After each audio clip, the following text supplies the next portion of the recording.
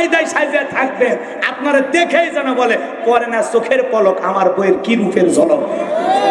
আপনি সাজে থাকবেন, নতুন নতুন থ্রি পিস পরে থাকবেন, পাগলি গুলো বোঝে না, এরা সাজে না, একটা স্বামীরে পটাইতে পারেন না, এমনি কি পরকিয়া করে? কথা বল না কেন? স্বামীর মন ভুলাইতে হবে। আল্লাহ আমার মা বোনদেরকে বোঝাতে, আপনারা একটু ভালো বিড়ি সিগারেট খাইয়া বউরে কিস করে একটু ব্রাশ করে রাগ করতেছেন। আমার এক শালি আছে ভাই, দুলা ভাই, প্রত্যেকদিন 3 প্যাকেট খায়, এমন মুখের দুর্গন্ধ, মুখে কাপড় দিয়ে রাখি, বাকি জায়গায় যা হইব।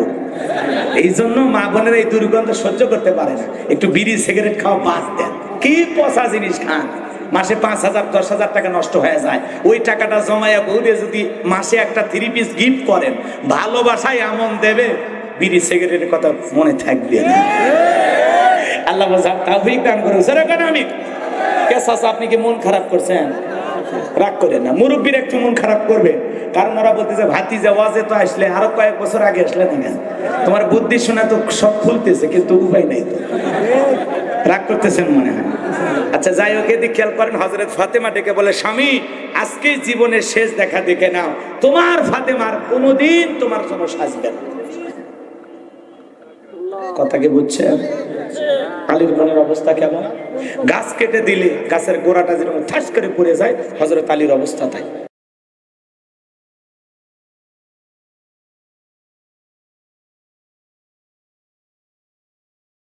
আসসালামু আলাইকুম ওয়া রাহমাতুল্লাহি ওয়া বারাকাতুহু।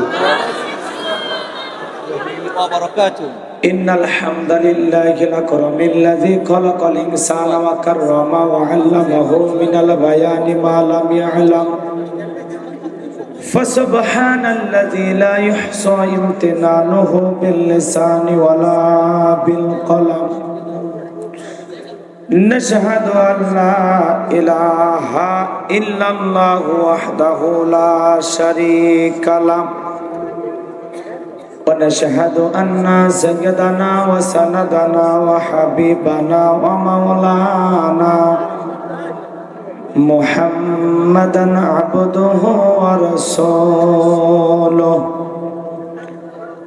الذي أرسله بالحق بشيرا ونذيرا وداعيا إلى الله بإذنه وسراجا وقمرا منيرا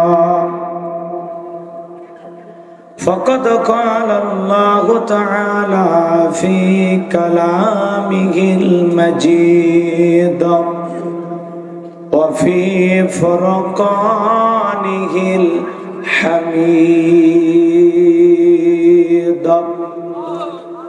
সকল জবান সেরে মোহাব্বতে আওয়াজ দা পড়ুন, আউযু বিল্লাহি মিনাশ শাইতানির রাজিম। বিসমিল্লাহির রাহমানির রাহিম। তাবারাকাল্লাযী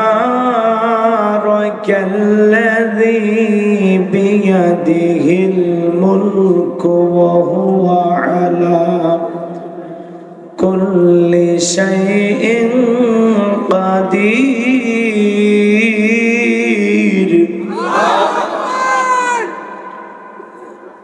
الذي خلق الموت والحياة ليبلوكم أيكم أحسن عملا وهو العزيز الغفور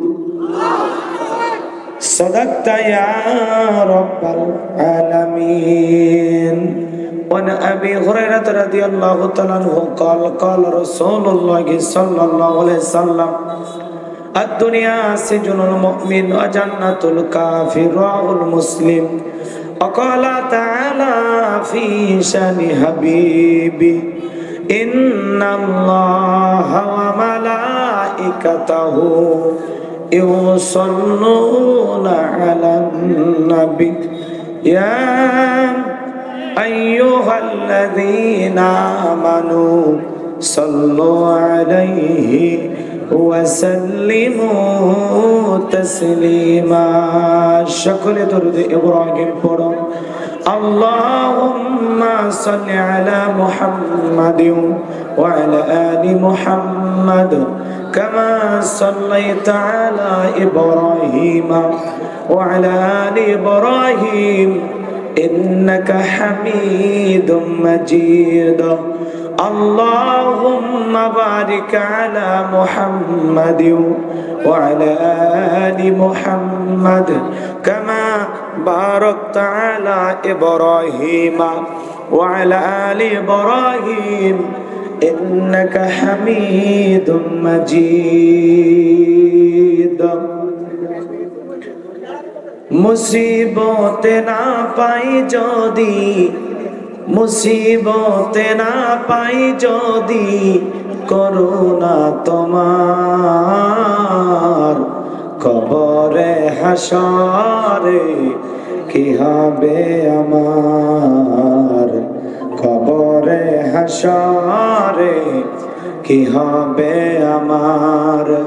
মুসিবতে না পাই যদি, মুসিবতে না পাই যদি করুণা তোমার, কবরে হাসরে কি হবে আমার, কবরে হাসরে কি হবে আমার।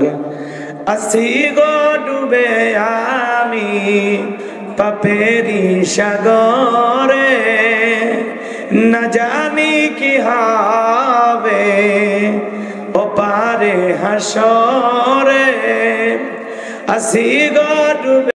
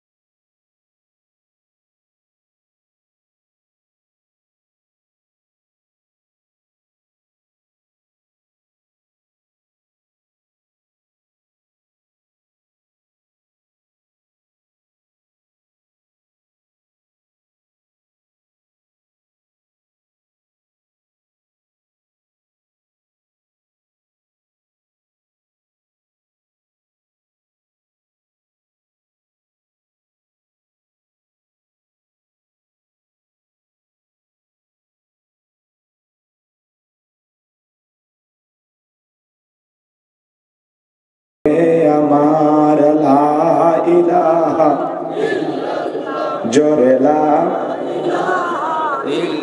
একটু মহব্বত আওয়াজ করে করে জোরে, একটু জোরে পড়েন লা ইলাহা ইল্লাল্লাহ জোরে লা ইলাহা ইল্লাল্লাহ লা ইলাহা ইল্লাল্লাহ। এই মাইক বন্ধ হয়ে গেছে, বক্স চালু করে দাও। ইলাহা এই ডিক্রোডার ভাই এটা বন্ধ হয়ে গেছে। এই তার কে ছিল জোরা দেন লা ইলাহা ইল্লাল্লাহ জোরে ইল্লাল্লাহ জোরে লা ইলাহা জোরে লা ইলাহা লা ইলাহা ইল্লাল্লাহ লা ইলাহা লা ইলাহা ইল্লাল্লাহু মুহাম্মাদুর রাসূলুল্লাহ। জবান ছেড়ে এক বাক্যে পড়ছি সাল্লাল্লাহু আলাইহি ওয়াসাল্লাম। বাংলাদেশের ঐতিহ্যবাহী ঝিনাইদহ জেলার হরিণাকুণ্ড থানার অন্তর্গত কেষ্টপুর যুব সমাজের উদ্যোগে আজকের এই পঞ্চম বার্ষিক তাফসীরুল কোরআন মাহফিলের সম্মানিত সুযোগ্য অনারেবল প্রেসিডেন্ট জনাব মোহাম্মদ আলী হায়দার লালটু, আল্লাহ পাক তার গোলামকে হায়াতে তৈয়বা সিয়াতে কুলিয়া দান করুন, সকলে বলুন আমিন। আজকের প্রোগ্রামের প্রধান অতিথি সম্মানিত চেয়ারম্যান উপজেলা পরিষদ জননেতা জনাব মোহাম্মদ জাহাঙ্গীর হোসাইন, আল্লাহ পাক তার গোলামকে হায়াতে তৈয়বা সিয়াতে কুলিয়া দান করুন, সকলে বলুন আমিন। আজকের প্রোগ্রামের বিশেষ অতিথি হিসেবে যাদের নাম আছে জনাব মোহাম্মদ ইলাহি মন্ডল, জনাব আবুল কালাম আজাদ, জনাব মোহাম্মদ ফারুক হোসেন, আল্লাহ পাক তার গোলামদেরকে হায়াতে তৈয়বা সিয়াতে কুলিয়া দান করুন, সকলে বলুন আমিন। আজকের প্রোগ্রামে আলোচনা করে ধন্য করেছেন হযরত মাওলানা মোহাম্মদ তারিক হোসাইন, হযরত মাওলানা মোহাম্মদ মাসুম বিল্লাহ আমার পূর্বে কথা বলেছেন, চমৎকার আলোচনা করেছেন। প্রিয় ভাই হাফেজ মাওলানা তবিবুর রহমান, সকল আলোচকের আলোচনা আল্লাহ পাক দ্বীনের জন্য, ইসলামের জন্য, কোরআনের ময়দানের জন্য কবুল করুন, সকলে বলুন আমিন। মাহফিল পরিচালনার দায়িত্ব পালন করতেছেন মাওলানা মোহাম্মদ সাদিকুর রহমান, আল্লাহ পাক তার গোলামকে হায়াতে তৈয়বা সিয়াতে কুলিয়া দান করুন, সকলে বলুন আমিন। মঞ্চে উপস্থিত সম্মানিত উলামা ইকরাম, সামনে বসা পিতৃ সমতুল্য মুরব্বী বাবাজিরা, কলিজার টুকরা প্রাণপ্রিয় যুবক ভাইরা, ছোট ছোট সোনামানিকের, পর্দার আড়ালের সম্মানিত অবলা সরলা আবেদা সালেহা মা ও বোনেরা, প্রশাসনের সম্মানিত পুলিশের ভাইরা, ডিবির ভাইরা, জাতির বিবেকীয় সাংবাদিক বন্ধুগণ, বিভিন্ন রাজনৈতিক দলের সম্মানিত নেতা কর্মী ভাইরা, সবাইকে আরেকটি বার সালাম দিচ্ছি। আশা করছি সকলে সালামের জবাব জোরে সোরে দেবেন। আসসালামু আলাইকুম ওয়া রাহমাতুল্লাহি ওয়া বারাকাতুহু। আমরা শুকরিয়া আদায় করতেছি সেই মহান মালিকের দরবারে, আল্লাহ পাক সুবহানাহু ওয়া তাআলা অত্যন্ত দয়া করে, করুণা করে, মায়া করে, মহব্বত করে, ভালোবেসে, পছন্দ করে অত্র এলাকা থেকে গনে গনে গণান্বিত করে, যাচাই বাছাই করে, শুধুমাত্র কেবলমাত্র কোরআনুল কারীমের মহব্বতে আজকের মাহফিলে আসার বসার সুযোগ করে দিয়েছেন। সে মহান রবের দরবারে সিজদা অবনত চিত্তে কালিমাত শুকর আদায় করে পড়ছি আলহামদুলিল্লাহ। লক্ষ কোটি দরুদ ও সালাম মানবতার শ্রেষ্ঠ বন্ধু বিশ্বনবী বিশ্বনেতা জনাবে আইয়ুবে সাহিলাতের আগমন করে অসভ্য মানুষগুলোকে সভ্য বানিয়েছেন, অভদ্র মানুষগুলোকে ভদ্র বানিয়েছেন, কোরআন নামের সংবিধান দিয়ে কোরআনের রাজ কায়েম করে সোনালী যুগ উপহার দিয়া মদিনার পাক ভূমিতে শায়িত আছেন। সে রাসূলের প্রতি কলিজা ভরা মহব্বত নিয়ে পড়ছি দরুদ ও সালাম, সকলেই পড়ুন সাল্লাল্লাহু আলাইহি ওয়াসাল্লাম। সম্মানিত ভাইরা, আজকের মাহফিলে আসতে পেরে, বসতে পেরে আপনারা খুশি না বেজা? কারা কারা বেজা দু হাত তুলে দেখান তো দেখি। আলহামদুলিল্লাহ, এলাকার মানুষ তো অনেক চালাক। আজকের প্রোগ্রামে আসতে পেরে, বসতে পেরে কারা কারা খুশি, মুখে নিয়ে হাসি আওয়াজ দে বেশি। আল্লাহ নামের এমন একটি স্লোগান দেবেন, এলাকায় যদি কোনো বাতিল শক্তি থাকে তাদের কলিজায় যেন ভূমিকম্প সৃষ্টি হয়, এমন আওয়াজ দিতে রাজি আছেন যারা? বীর মুসলমানের মতো দুটি হাত টান টান করে তুলে দেখান তো তারা। লিল্লাহে তাকবীর, লিল্লাহে তাকবীর। আল কোরআনের আলো,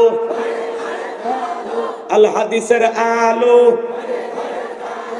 দুনিয়ার মুসলিম। আমার নেতা তোমার নেতা, আমার নেতা তোমার নেতা। লিল্লাহে তাকবীর। আল কোরআনের আলো, আল হাদিসের আলো, দুর্নীতির আলো। আপনি নাড়া দেন তো, মাশাআল্লাহ, মারহাবা। আস্তে কারণ আগে যেন না লাগে, হাত নামান। অনেকে ঝোঁকে তালে বলেই ফেলেছেন দুর্নীতির আলো ঘরে ঘরে জ্বলে। বাংলাদেশে দুর্নীতি দমন কমিশন আছে না নাই? এরপরে দুর্নীতি কমেছে নাকি ডিজিটাল কায়দায় বেড়ে চলেছে?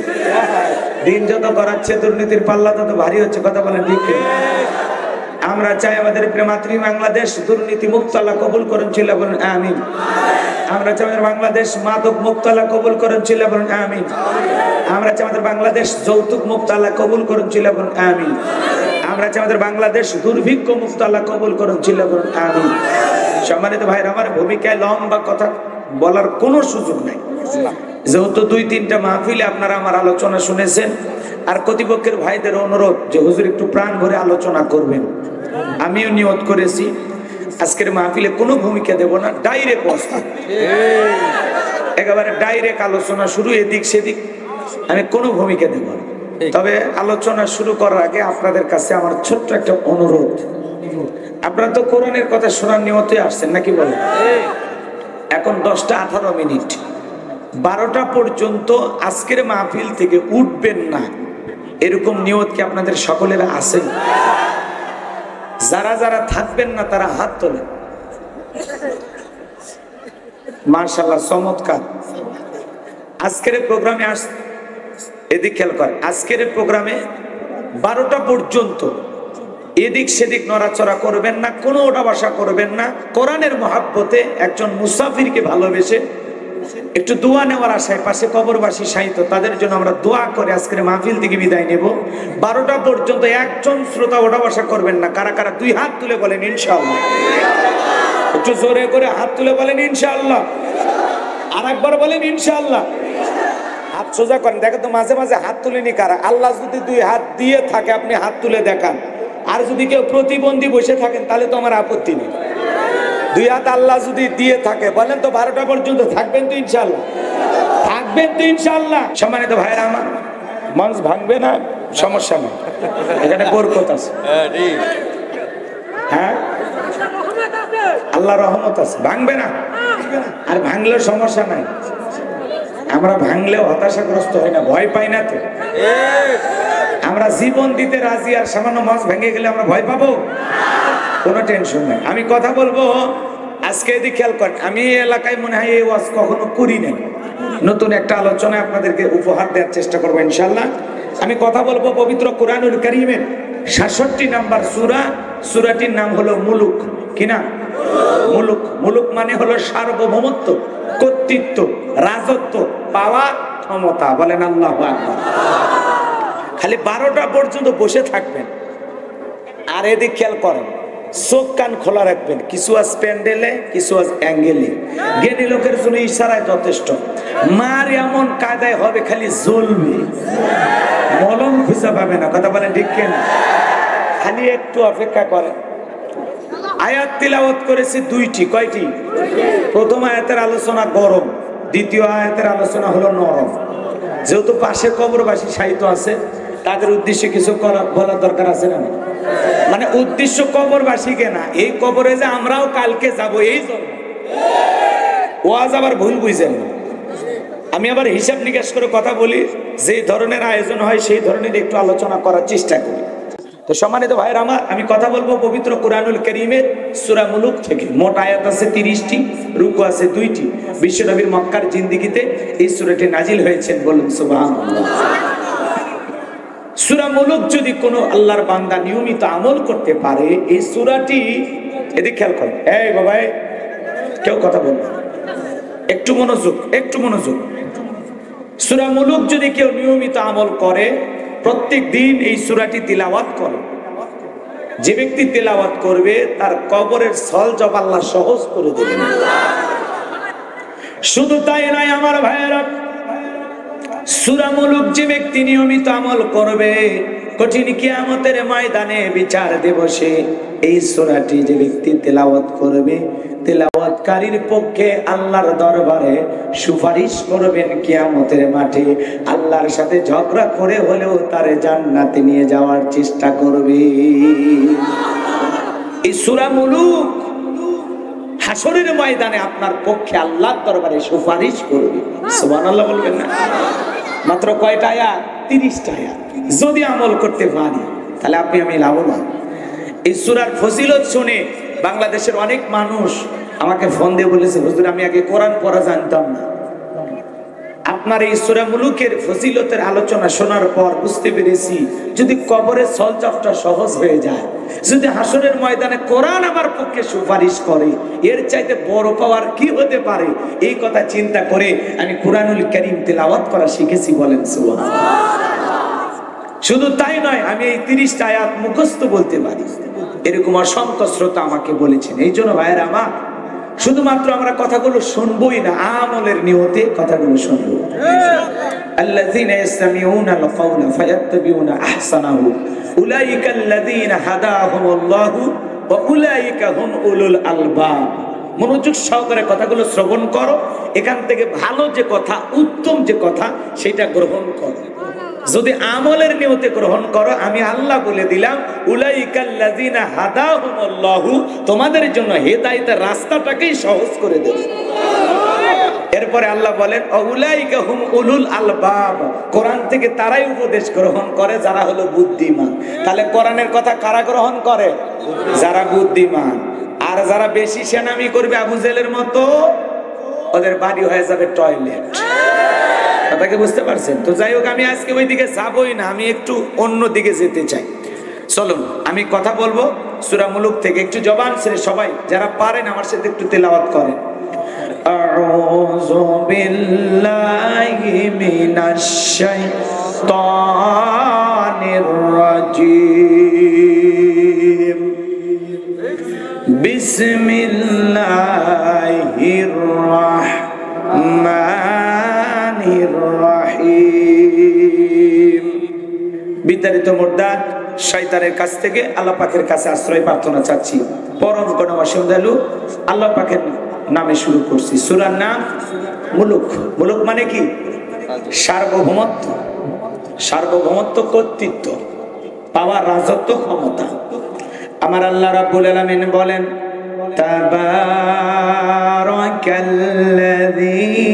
বিয়াদিহিল মুলকু ওয়া হুয়া আলা কুল্লি শাইইন কাদির।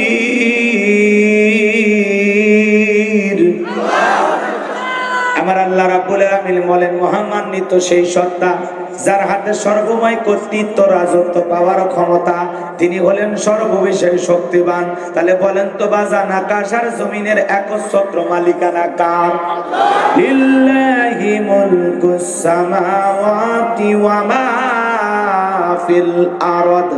আকাশ আর জমিনে যা কিছু আছে সব কিছুর একমাত্র মালিক কে? তাহলে সকল ক্ষমতার একমাত্র মালিক কে? আমার আল্লাহ রাব্বুল আলামিন বলেন তাবারাকাল্লাযী বিয়াদিহিল মুলকু ওয়া হুয়া আলা কুল্লি শাইইন কাদির।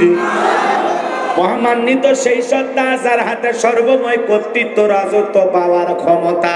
তিনি হলেন সর্ববিষয়ে শক্তিবান। তাহলে আকাশ আর জমিনের সকল ক্ষমতার একমাত্র মালিক কে? আল্লাহর চাইতে বড় ক্ষমতাধর কেউ আছে? ওয়ালাম ইয়াকুল লাহু কুফুয়ান আহাদ। আকাশ আর জমিনে আল্লাহর সমকক্ষ, আল্লাহর সমতুল্য, আল্লাহর চাইতে বড় কেউ? কেউ? তাহলে সকল ক্ষমতার একমাত্র মালিক কে? সকল ক্ষমতা কার? কথা বোঝেন? ভালো করে বুঝবেন, একটু মনোযোগ দিয়ে বুঝবেন। তাহলে পুরো পৃথিবীর সকল ক্ষমতার, পাওয়ার, রাজত্ব আল্লাহর কুদরতি হাতে। কথা বলেন ঠিক কি? আল্লাহর চাইতে বড় ক্ষমতাধর আসমান আর জমিনে আর কেউ আছে? সম্ভব? আমার ভাইয়েরা একটু মনোযোগ দিয়ে শুনবেন। তাহলে সকল ক্ষমতার একমাত্র মালিক আল্লাহ। আল্লাহর চাইতে বড় ক্ষমতা ধরা আর কেউ? তাহলে ক্ষমতা দেওয়ার মালিক কে? একটু মনোযোগ দিয়ে শুনবেন। আমার আল্লাহ রাব্বুল আলামিন বলেন কুলিল্লাহুম্মা মালিকাল মুলকি তু'তিল মুলকা মান তাশাউ ওয়া তানজিউল মুলকা মিম্মান তাশাউ ওয়া তু'ইজ্জু মান তাশাউ ওয়া তুযিল্লু মান তাশাউ বিয়াদিকাল খায়র ইন্নাকা আলা কুল্লি শাইইন কাদির। আরো জোরে বলেন আল্লাহু আকবার। আরো জোরে বলেন আল্লাহু আকবার। আমার আল্লাহ রাব্বুল আলামিন বলেন রাজত্ব দেওয়ার মালিক আমি আল্লাহ। ক্ষমতা দেওয়ার মালিক কে? রাজত্ব দেওয়ার মালিক কে? রাজত্ব কেড়ে নেওয়ার মালিক কে? আল্লাহ কাউকে ক্ষমতা দিয়ে সম্মানিত করে, আবার কাউকে ক্ষমতা দিয়েও লাঞ্ছিত করে। যারা ক্ষমতার চেয়ারে বসে আদল ইনসাফ প্রতিষ্ঠিত করে তাদের সম্মান বেড়ে যায়, মর্যাদা বেড়ে যায়। আর যারা ক্ষমতার চেয়ারে বসে জুলুম করে, অত্যাচার করে, মুসলমানের রক্ত নিয়ে খেলা করে, ইসলামকে হাসি তামাশা রূপে পরিণত করতে চায়, ইসলাম আলার মুসলমানদেরকে জমিন থেকে বিদায় করে দিতে চায়, যারাই আল্লাহ ওয়ালাদের বিরুদ্ধে, নবী রাসূলদের বিরুদ্ধে ষড়যন্ত্র করেছেন ক্ষমতার চেয়ারে বসে, তাদের পরিণতি ভালো হয়েছে না খারাপ হয়েছে? আল্লাহ কাউকে ক্ষমতা দিয়ে সম্মানিত করে, আবার যদি কেউ ক্ষমতার চেয়ারে বসে বেয়াদবি করে, নমরুদের মতো জুতার পানি খাওয়ায়া বিদায় করে। কথা বলেন ঠিক কিনা? আল্লাহ রাজত্ব দেওয়ার মালিক কে? কেড়ে নেওয়ার মালিক কে? সম্মান দেওয়ার মালিক কে? লাঞ্ছিত করার মালিক কে? সকল কল্যাণ কার হাতে? বিয়াদিকাল খায়র, সকল কল্যাণ আল্লাহর হাতে। ইন্নাকা আলা কুল্লি শাইইন কাদির, সকল ক্ষমতা কার কাছে? তিনি সর্বশক্তিমান। কথা বলেন ঠিক কিনা? আল্লাহর চাইতে বড় শক্তিমান আর কেউ আছে নাকি? একটু মনোযোগ দিয়ে কথাগুলো শুনবেন আমার ভাইয়েরা। আমার আল্লাহ পাক কত সুন্দর করে জানায়া দিলেন, তাবারাকাল্লাযী বিয়াদিহিল মুলকু ওয়া হুয়া আলা কুল্লি শাইইন কাদির। আমার আল্লাহ রাব্বুল আলামিন বলেন, মহামান্বিত সেই সত্তা যার হাতে সর্বময় কর্তৃত্ব, রাজত্ব পাওয়ার ক্ষমতা, তিনি হলেন সর্ববিষয়ে শক্তিমান। একটু মনোযোগ দিয়ে শোনেন, তাহলে সকল ক্ষমতা কার হাতে? যারা বলবে ক্ষমতার উৎস জনগণ, কথার মধ্যে ভেজাল আছে না নাই? ক্ষমতার উৎস কার হাতে? পৃথিবীতে যত মানুষ ক্ষমতায় থাকে এরা কি? আপনার এই জেলার নাম কি? ঝিনাইদহের একজন যুবক ঢাকায় চাকরি করে, একটা ফ্ল্যাটে ভাড়া থাকে, 10 বছর 5 বছর ভাড়া থাকার পরিচয় কি? জোরে বলেন না কেন? তো আল্লাহ এই জমিনে যাকে 5 বছর 10 বছর 20 বছর ক্ষমতায় দেখ না কেন, ওর পরিচয় একটাই, ওরা কি? দুনিয়ার জমিনে 5 বছর 10 বছর 20 বছর 50 100 বছরের জন্য আল্লাহ ক্ষমতাটা কি দেয়? ভাড়া দেয়। এই ক্ষমতা কারোর জন্য চিরস্থায়ী। কেউ পৃথিবীতে চিরস্থায়ী ক্ষমতায় টিকে থাকতে পারে না। কথা বলেন ঠিক কিনা? পৃথিবীতে কেউ স্থায়ী হয় না, হোক না সে নমরুদ কিবা ফেরাউন, কেউ ভাবে চিরকাল রয় না, কেউ ভাবে চিরকাল রয় না। কথা বলে ঠিক কিনা? পৃথিবীতে কেউ স্থায়ী না, সবাই ভাড়াটিয়া, আজ আছে কাল নাই। কথা বলে ঠিক কিনা? এই জন্য এই জমিনে যত মানুষ ক্ষমতার চেয়ারে বসুক সবাই কি? ভাড়াটিয়া, আজ আছে কাল নাই। কথা বলে ঠিক কিনা? আপনি আমিও কি? ভাড়াটিয়া, আজ আছে কাল নাই। কথা বলে ঠিক কিনা? হিসাব করে দেখলে এই দুনিয়াতে কেউই চিরস্থায়ী নেই। তাহলে সকল ক্ষমতা কার হাতে? আরো জোরে বলেন। আচ্ছা, আল্লাহর হাতে সকল ক্ষমতা, এটা বলতে কি আপনাদের কষ্ট হয়? তাহলে বলেন তো, আসমান জমিনের সকল রাজত্ব পাওয়ার ক্ষমতা একমাত্র কার হাতে? তাহলে সকল ক্ষমতার একমাত্র মালিক আল্লাহ। আল্লাহর চাইতে বড় ক্ষমতাধর এই জমিনে কেউ নাই। কিন্তু এই পৃথিবীর জমিনে আল্লাহ কিছু কিছু মানুষকে ক্ষমতা দিয়ে পরীক্ষা করে। যারা ইনসাফ আদল প্রতিষ্ঠিত করে তাদের অবস্থা ভালো, আর যারা জুলুম করে অত্যাচার করে তাদের অবস্থা ভালো না খারাপ? আরে ভাই, একটু আলোচনা করেই যাই, একটু মনোযোগ দিয়ে কথাগুলো শোনেন। এই পৃথিবীর জমিনে আল্লাহ পাক 4 জন মানুষকে পুরো পৃথিবীর রাজত্ব পাওয়ার ক্ষমতা দিয়েছিলেন। কয়জন? একটা ছোট নেতার গরমতে এখন এলাকায় থাকা যায় না, পুরো পৃথিবীর রাজত্ব পরে কার হিসাব? কথা কয় না কেন? পাতি নেতা বোঝেন? শোনেন, একটু শোনেন। মক্কার জমিনে এরকম একটা পাতি নেতা ছিল, গ্রোথী লিডার, দলপতি, ছোটখাটো একটা নেতা। কথাকে বুঝতে পারছেন? এইরকম একজন ব্যক্তি, এর নাম ছিল হলো আমর, মহাবীর আমর।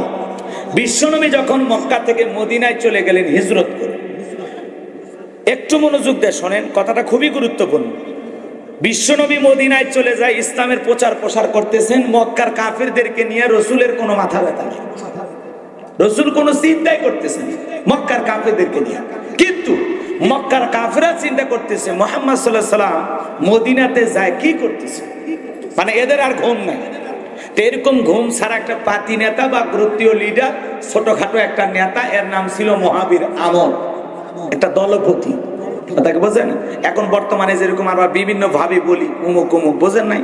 তো আমি এগুলো নাইবা বললে আবার অনেকে কষ্ট মনে নিতে পারে।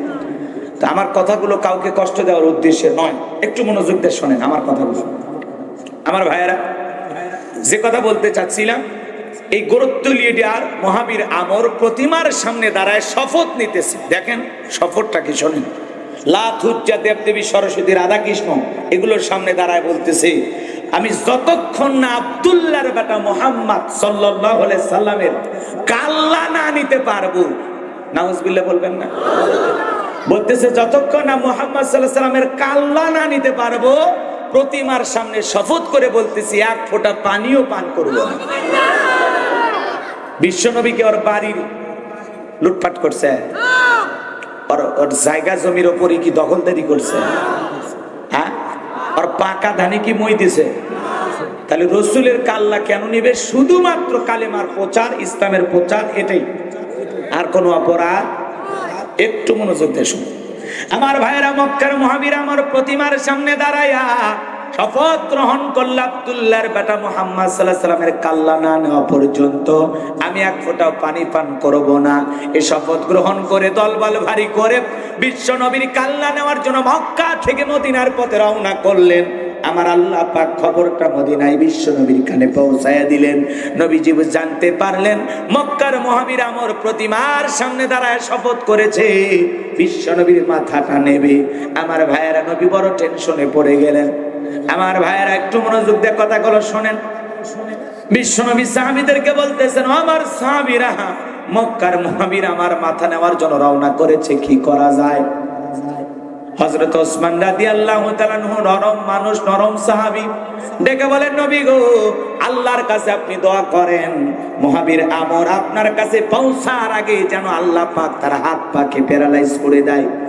আপনি এত বড় নবী, দোয়া করলে আল্লাহ কবুল করবে। নরম মানুষ দোয়ার পক্ষে কথা বলেন, ঠিক কি না?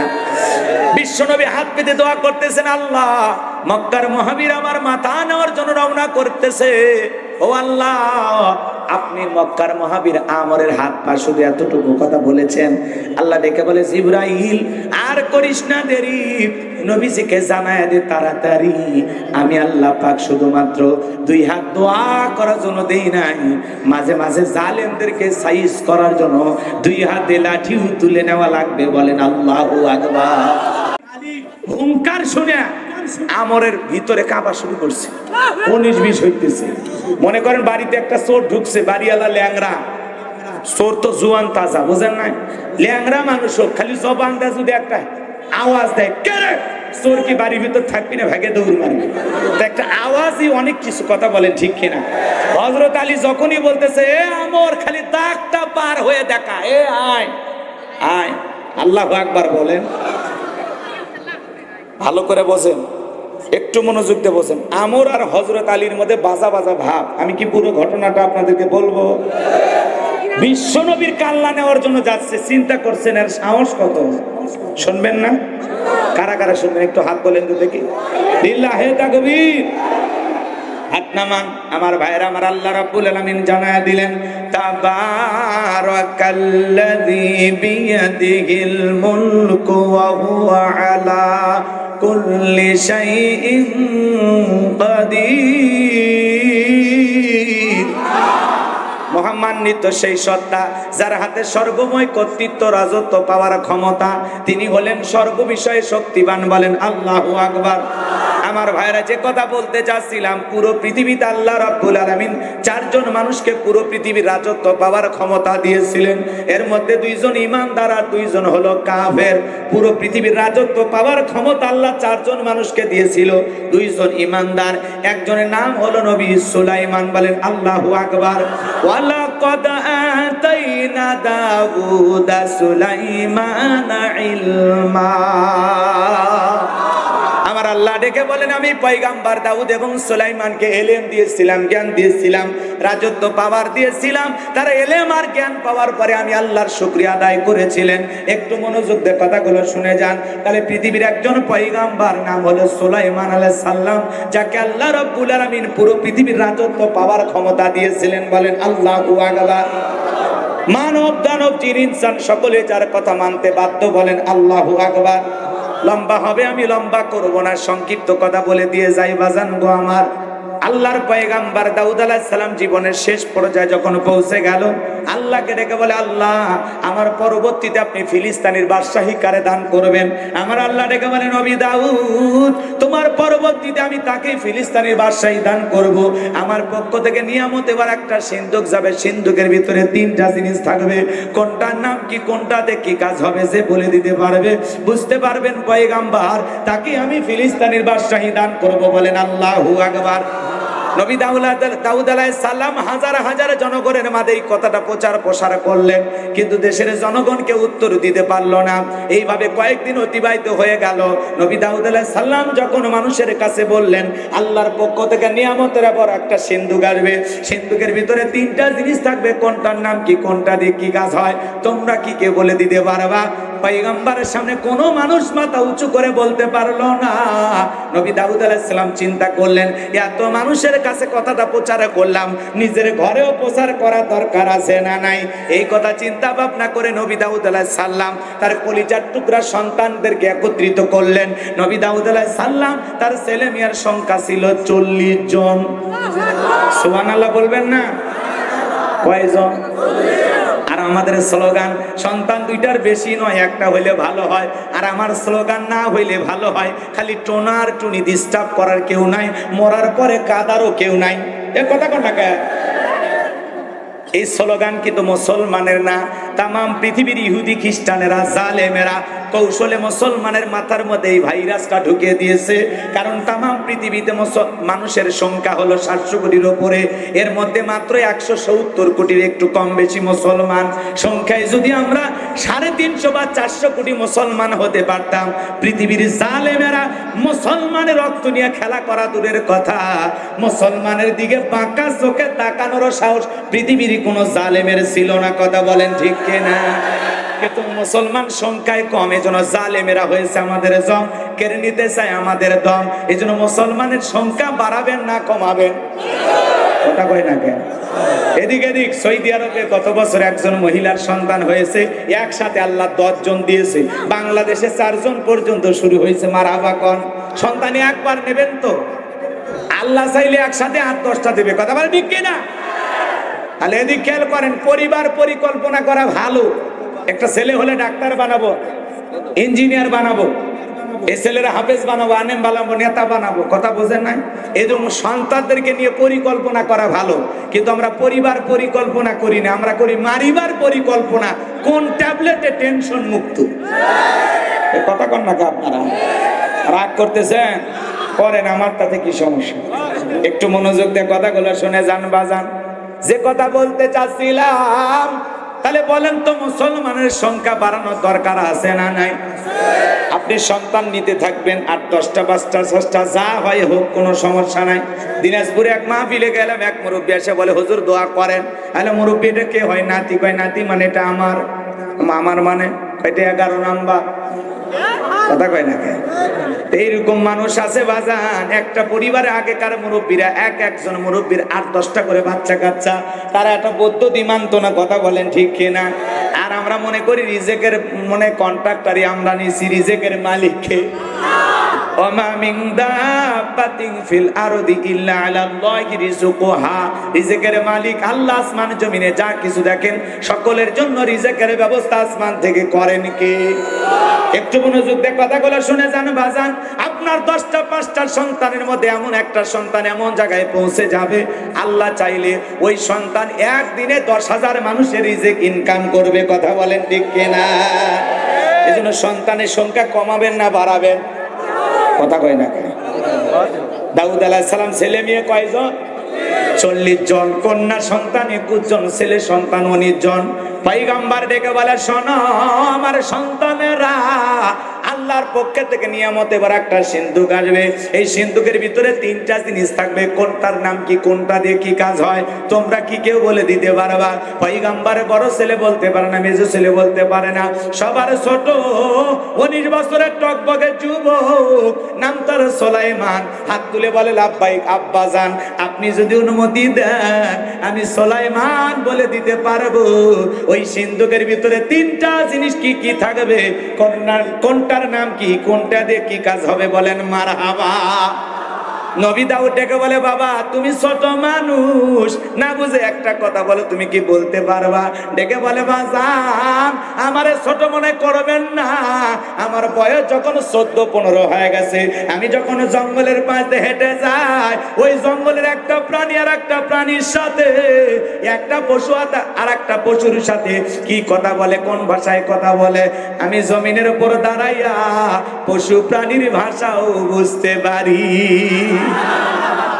আসমানে পাখি ডানা মেলে উড়ে যায়, ওই দূর আকাশে পাখি উঠতে উঠতে একটা পাখি আর একটা পাখির সাথে কোন ভাষায় কথা বলে, কি ভাষায় কথা বলে, জমিনের উপর দাঁড়ায়া পাখিদের ভাষাও বুঝতে পারি।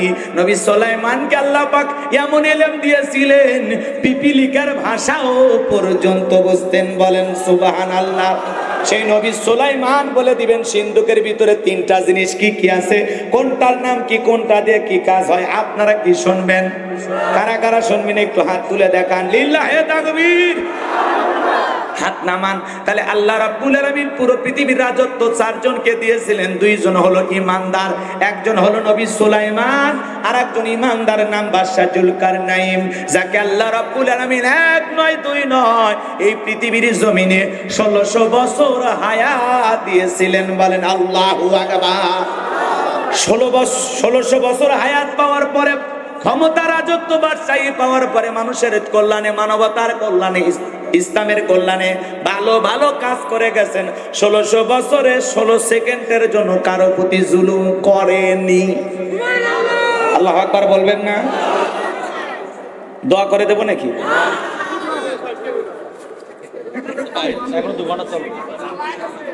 একটু মনোযোগ দিয়ে শুনুন আমার ভাইয়েরা। বাদশা জুলকারনাইন সূর্য উদয় হইতে সূর্য অস্তগামী পর্যন্ত, পূর্ব থেকে পশ্চিম পর্যন্ত পুরো পৃথিবীটা কথা বলে শাসন করেছিলেন। পুরো পৃথিবীর রাজত্ব পাওয়ার ক্ষমতা আল্লাহ তাকে দিয়েছিলেন। আল্লাহ পাক তাকে একটা ঘোড়া দিয়েছিলেন পৃথিবী ভ্রমণের জন্য। ঘোড়ায় যদি চাবুক মারতেন, এক এক কদমে ঘোড়াটা 12,000 মাইল রাস্তা পথ চলতো, বলেন আল্লাহু আকবার। সেই বাদশা জুলকারনাইন জীবনে কোনোদিন মানুষের প্রতি জুলুম করে? 1600 বছর হায়াত পেয়েছিলেন, বিশাল ক্ষমতা পেয়েছিলেন, জুলুম করেনি। তাহলে 2 জন ইমানদার, একজন নবী সুলাইমান, কথা কয় না কেন, আর একজন বাদশা জুলকারনাইন। তারা ছিলেন ইনসাফ, আদল প্রতিষ্ঠিত করেছিলেন, মানুষের অধিকার প্রতিষ্ঠিত করেছিলেন, সুখে দুঃখে জনগণের পাশে ছিলেন। কথা বলে ঠিক কিনা? এরা হলো কি সম্মানিত নেতা। কি নেতা ছিল? এইবার চলেন, 2 জন হলো কাফের। কয়জন কাফের? যাকে আল্লাহ পাক পুরো পৃথিবীর রাজত্ব পাওয়ার ক্ষমতা দিয়েছিলেন, 2 জন কাফের। এর মধ্যে একজন কাফের নাম হলো জালেম বাদশা বখতে নাসর। কি না? আরো জোরে বলেন কি না? আমার ভাইয়েরা, জালেম বাদশা বখতে নাসরকে আল্লাহ পাক পুরো পৃথিবীর রাজত্ব পাওয়ার ক্ষমতা দিয়েছিলেন। সেই সময় একজন পয়গাম্বার ছিলেন, নাম হলো দানিয়েল আলাইহিস সালাম। আল্লাহর এই পয়গাম্বার উম্মতদের মাঝে সুন্দর করে দাওয়াতি কাজ করতেন। দিনের বেলায় দাওয়াত দিতেন, রাতেও দাওয়াত দিতেন, সকালে দাওয়াত দিতেন, সন্ধ্যায় দাওয়াত দিতেন।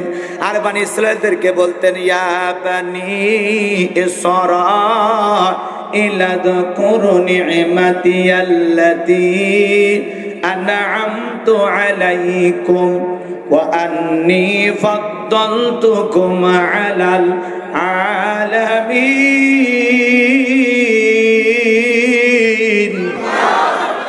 নবী দানিয়েল সালাম বনি ইসরাইলদেরকে বলতো, শোনো, আল্লাহর কৃতজ্ঞতা প্রকাশ করো, অকৃতজ্ঞ হয়েও না। তোমাদের বাপ দাদা কৃতদাস ছিল, গোলাম ছিল, সেই গোলামির জীবন থেকে আজকে তোমাদেরকে আল্লাহ পাক স্বাধীনতা দিয়েছে। টাকা পয়সা ধন দৌলত কোনো কিছুর অভাব নাই।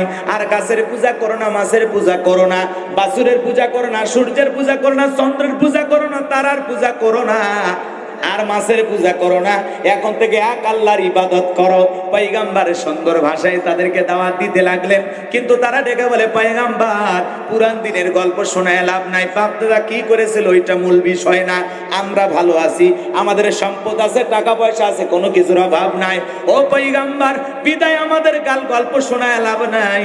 আমরা ঈমান গ্রহণ করব না, এক আল্লাহর ইবাদত করব না। নবী দানিয়েল সালাম বেশ কয়েকদিন ভাবে দাওয়াত দিতে লাগলেন। মাসের পর মাস কেটে যেতে লাগলো। অনেক ভাবে তিনি বুঝাইলেন, কিন্তু জাতির মানুষেরা দাম্ভিকতা করলো, ঘৃণা ভরে তার দাওয়াতকে প্রত্যাখ্যান করলেন। নবী দানিয়েল সালাম ডেকে বলে, শোনো, কোন কওমের মানুষ, কোন জাতির মানুষ যদি দাম্ভিকতা করে, অহংকার করে, খোদাদ্রোহী হয়ে যায়, আল্লাহ তাদের ঘাড়ের উপরে দুই ধরনের আযাব পাঠায়। একটা হলো আসমান জমিনের আযাব আর গজব দিয়ে ধ্বংস করে, আর না হলে তাদের ভাগ্যে জালেম শাসক পাঠাইয়া দেয়। এখনো সময় আছে, তাড়াতাড়ি তোমরা এক আল্লাহর ইবাদত করো। কিন্তু না, তারা কোনো মতেই দাওয়াত গ্রহণ করলো না। আল্লাহর পয়গম্বর অনেক ভাবে বুঝাইলেন, তারা শুনলো না। তখন আল্লাহ ওই জাতির উপরে জালেম বাদশা বখতে নাসরকে পাঠাইয়া দিল। এই জালেম বাদশা বখতে নাসর বাদশাহীর চেয়ারে বসার পর মানুষের প্রতি জুলুম অত্যাচার করলো, লুটপাট শুরু করে দিল। নিরপরাধ মানুষকে জেলখানায় বন্দী করতে লাগলো, মানুষ হত্যা করতে শুরু করলো। এমনকি আল্লাহর পয়গম্বর দানিয়েল আলাইহিস সালাম সহ তার ৭০,০০০ উম্মতকে জেলখানায় বন্দী করলো। এখন নবী মানুষ কোন জায়গায়? এ জোরে কোন না, পাশে কবর আছে, মরা লাগবে। ভয় পাচ্ছেন নাকি? নবী মানুষ কোন জায়গায়? নবী কি করছে? কোন এই বাদশার বাড়ি চুরি করছিল? বাদশার বউরি গালি দিছে? বাদশার ছেলে মেয়ের গালি দিছে? অপরাধ কি মনে করে? একই দাওয়াত, একই কালেমার দাওয়াত। কেউ দাওয়াত দিয়া মোটা মোটা রান খায়, মোটা মোটা হাদিয়া পায়, আবার একই দাওয়াত দেয় কারো ভাগ্যে জেলখানা রুটি জুটি। এজন্য আল্লাহওয়ালারা যদি ভিতরে যায়, অভিমান করার দরকার নাই। মনে করবেন নবী রাসূলদের সুন্নত পালন করতেছে। কথা কয় না কা? খালি ভালো মানুষ, অপরাধীরাই যায় না, ভালো মানুষেরাও যায়। অপরাধী অপরাধ করে যায়, আর ভালো মানুষ ভালো কথা বলে যায়। কথাকে বোঝা গেল? যাই হোক, বেশি কথা বলা যাবে না। আপনারা অল্পতে বোঝার চেষ্টা করবেন। আল্লাহ বোঝার তৌফিক দান করুন, জোরে বললাম। তাহলে একটু খেয়াল করেন, নবী মানুষ জেলখানায়, আর আমার মতো হুজুর গেলে সমস্যা আছে? যাই, কোনো সমস্যা। আচ্ছা, এদিক খেয়াল করেন। অনেক মানুষ ওটা বসা করে কিছু চলে গেছে, তাই না? হ্যাঁ, চা খাইতে গেছিলেন? আচ্ছা, একটু মনোযোগ দিয়ে কথাগুলো শুনে যান। লম্বা করবো না, আমি সংক্ষিপ্ত করে আলোচনাটা শেষ করে দেবো। বাজানগো আমার, এইবার ভালো করে বোঝার চেষ্টা করেন। নবী দানিয়েল সালাম জেলখানায় ঢোকার পর উম্মতদেরকে ডেকে বলে, কই তোমাদের অহংকার, গাড়ি বাড়ি, সৌন্দর্য, টাকা পয়সা কই গেল? ডেকে বলে, নবী গো, ভুল হয়ে গেছে।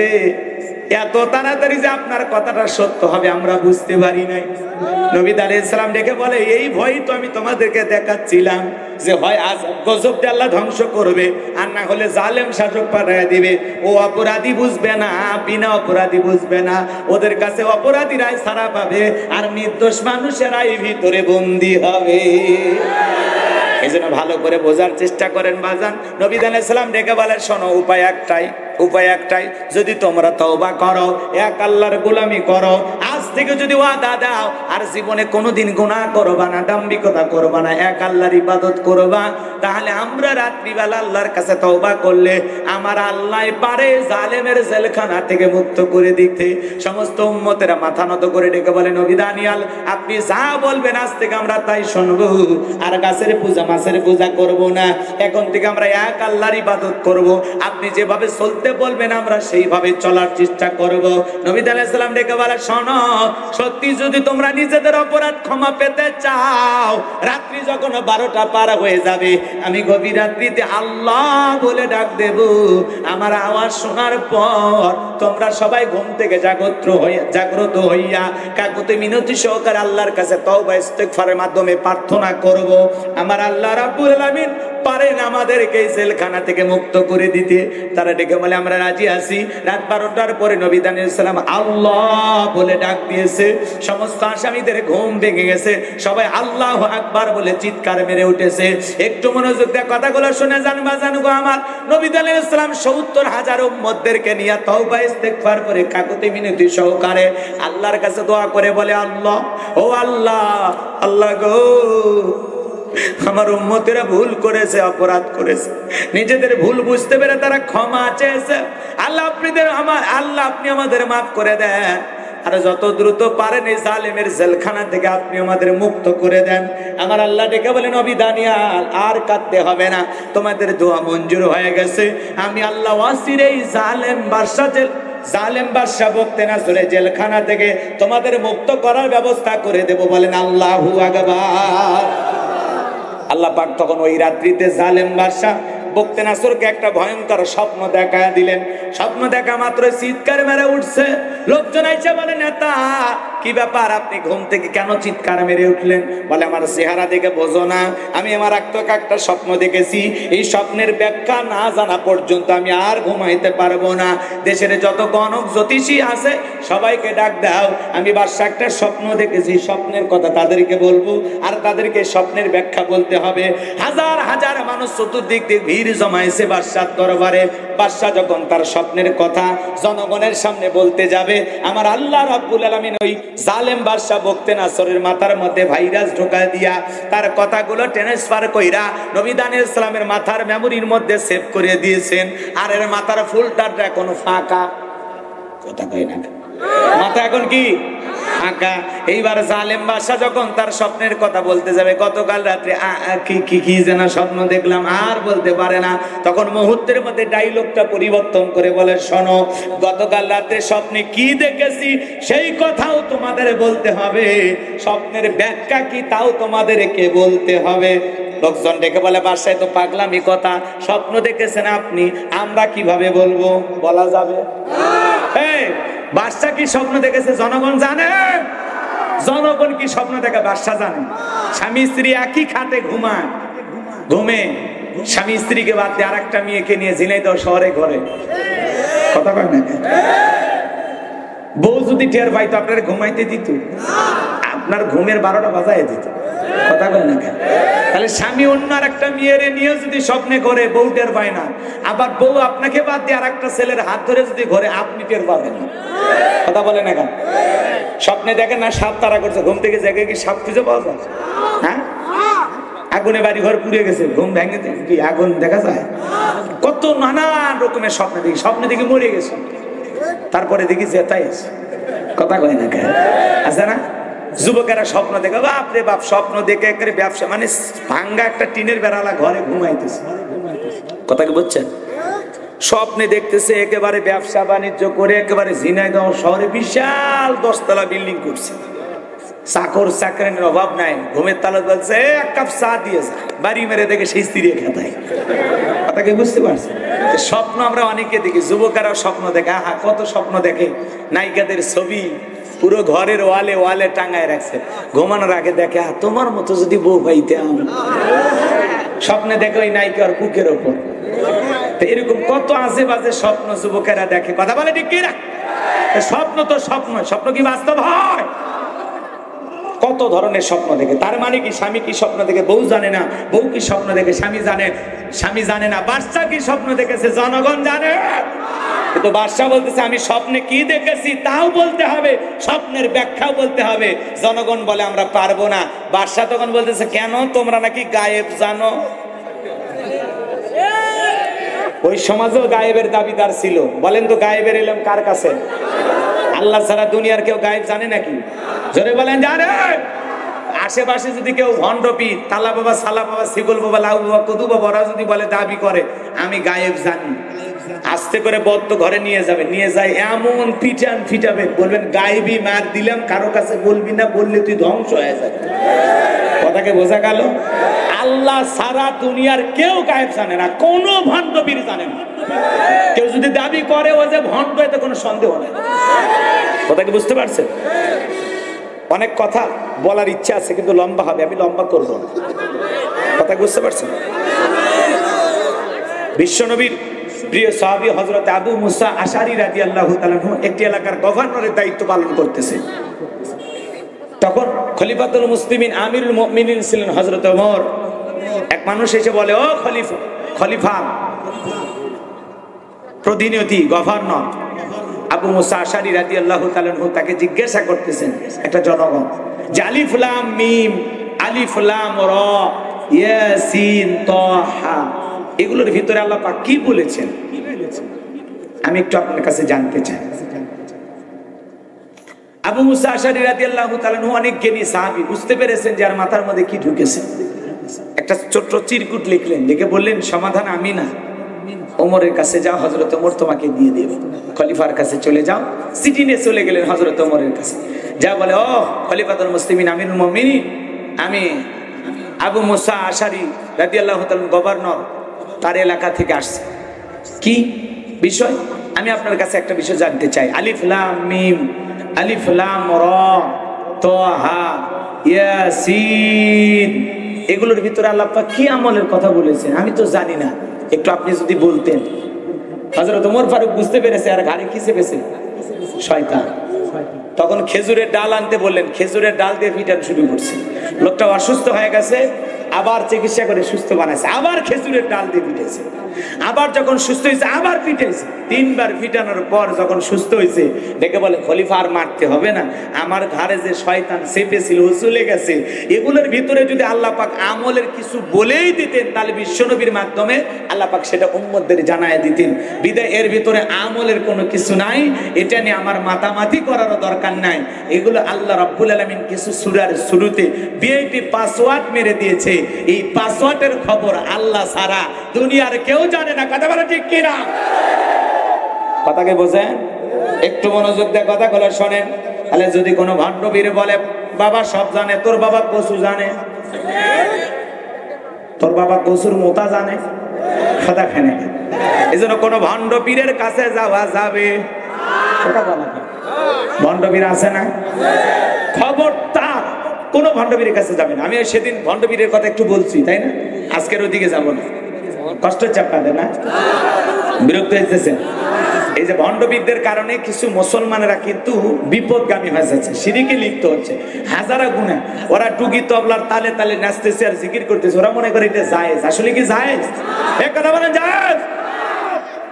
যত বড় পীর সাহেব, যত বড় হুজুর টুকি তবলার মাধ্যমে জিকির করুক, মনে রাখবেন এটা জিকির জায়েজ নেই। কথা কানে? কারণ ঢোল বাদ্য যন্ত্র সব কি? সব কি? আল্লাহ আমাদের সঠিক বুঝদান করুন, জোরে বলেন আমিন। আর দেখবেন ওই ওরস শরীফ গুলোতে মহিলাদের কন্টাক্ট করে নিয়ে এসে গভীর রাত্রে গান হয়, তালাক হইলা দে বাদশা ভাই, তালাক হইলা দে। ওই এত রাত্রে কিসের তালাক হইল? আর কয়টা দোকান? এরকম শয়তানি আছে না নাই? আছে না নাই? এক এক দরবারে বাপ রে বাপ গাঁজা খায়া মুজদারি লাল বানাইছে, আর ওদের দরবারে গান গাইতেছে, আমার বাবারে জেননি গো লোহারে বানাইছে কামসা সোনা। নাউজুবিল্লাহ। রাগ করতেছে? রাসূল চরণ অমূল্য ধন, রাসূল চরণ অমূল্য ধন, জীবন থাকতে চিল্লাম না আমার রাসূল পরশ মনি গো লোহারে বানাইছে খাঁটি সোনা। আমার নবী পরশ মনি গো লোহারে বানাইছে খাঁটি সোনা। জোরে বলেন মারহাবা। এগুলো গান।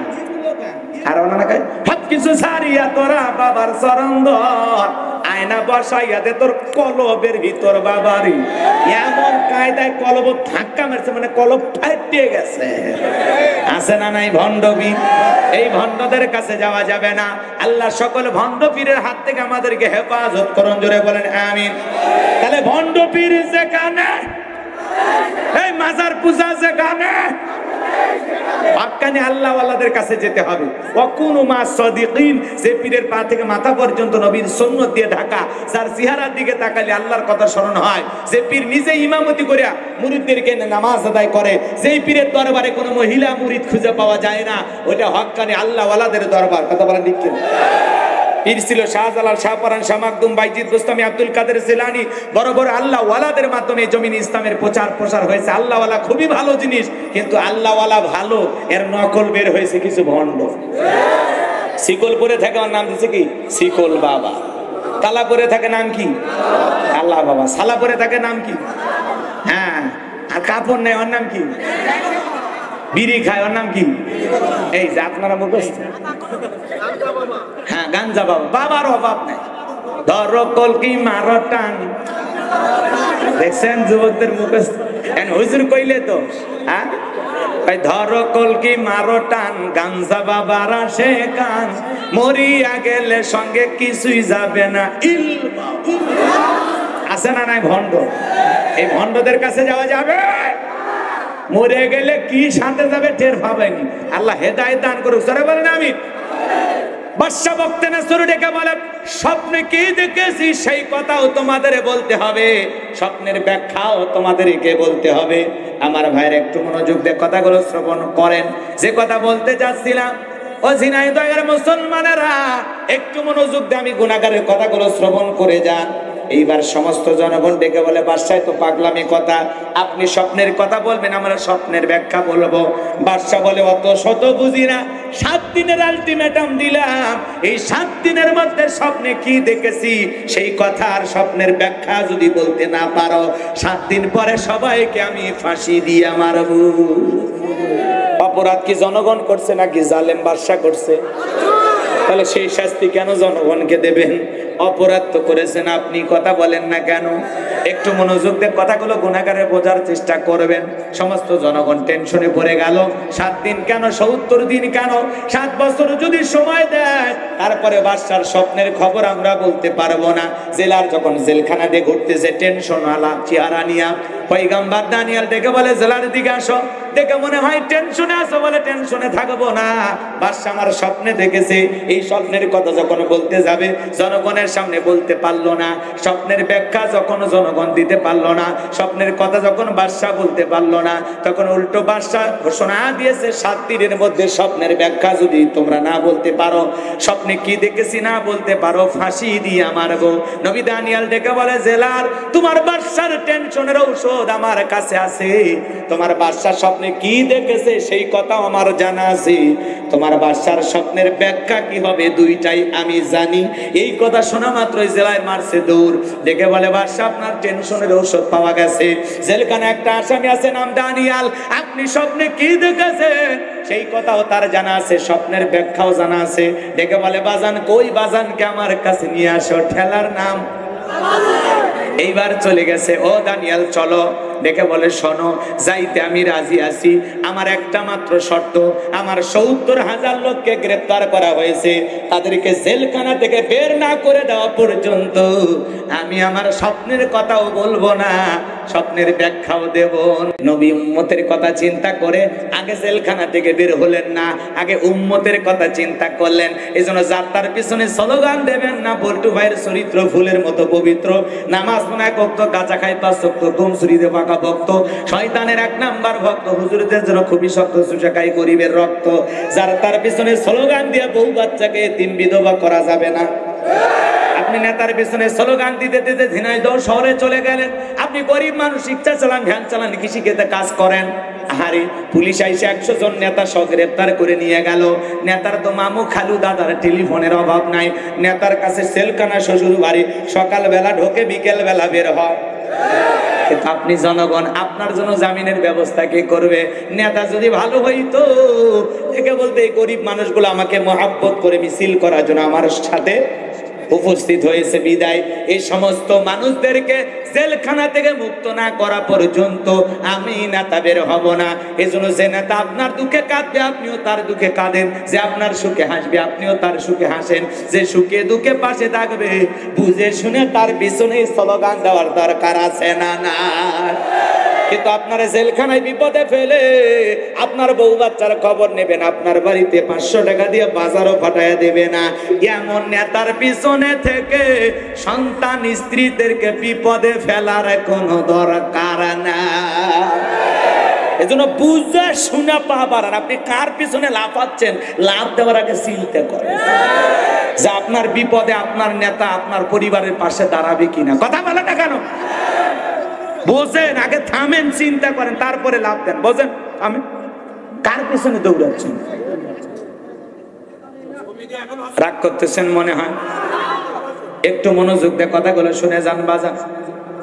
নবী দানিয়েল আলাইহিস সালামের শর্ত শুনে বাদশার কাছে এসে ডেকে বলে, বাদশা, যে আপনার স্বপ্নের কথা জানে, স্বপ্নের ব্যাখ্যা জানে, তার একটা শর্ত আছে। তার নাকি 70,000 লোককে গ্রেফতার করা হয়েছে, তাদেরকে জেলখানা থেকে বের করে না দেওয়া পর্যন্ত সে আপনার কাছ পর্যন্ত পৌঁছাইবে না। এইবার ডেকে বলে, বাজান যা বলে তুমি তাই করো। ওই বাজান যদি বলে এই জেলখানা কেন, পুরো পৃথিবীর সমস্ত জেলখানার আসামিও ছেড়ে দিতে রাজি আছি। বলেন আল্লাহু আকবার। এইবার জেলার সাহেব বলে, তোমার লোক কারা কারা? এইবার তাদেরকে একে একে একে জেলখানা থেকে বের করে দেওয়া হলো। সবার শেষে নবী দানিয়েল সাল্লাম তার উম্মতদেরকে মুক্ত করে বের হয়েছেন। বলেন আল্লাহু আকবার। এবার তাদেরকে বলেন, তোমরা তোমাদের বাড়িতে যাও, আমি একটু নেতার সাথে কথা বলে আসতেছি।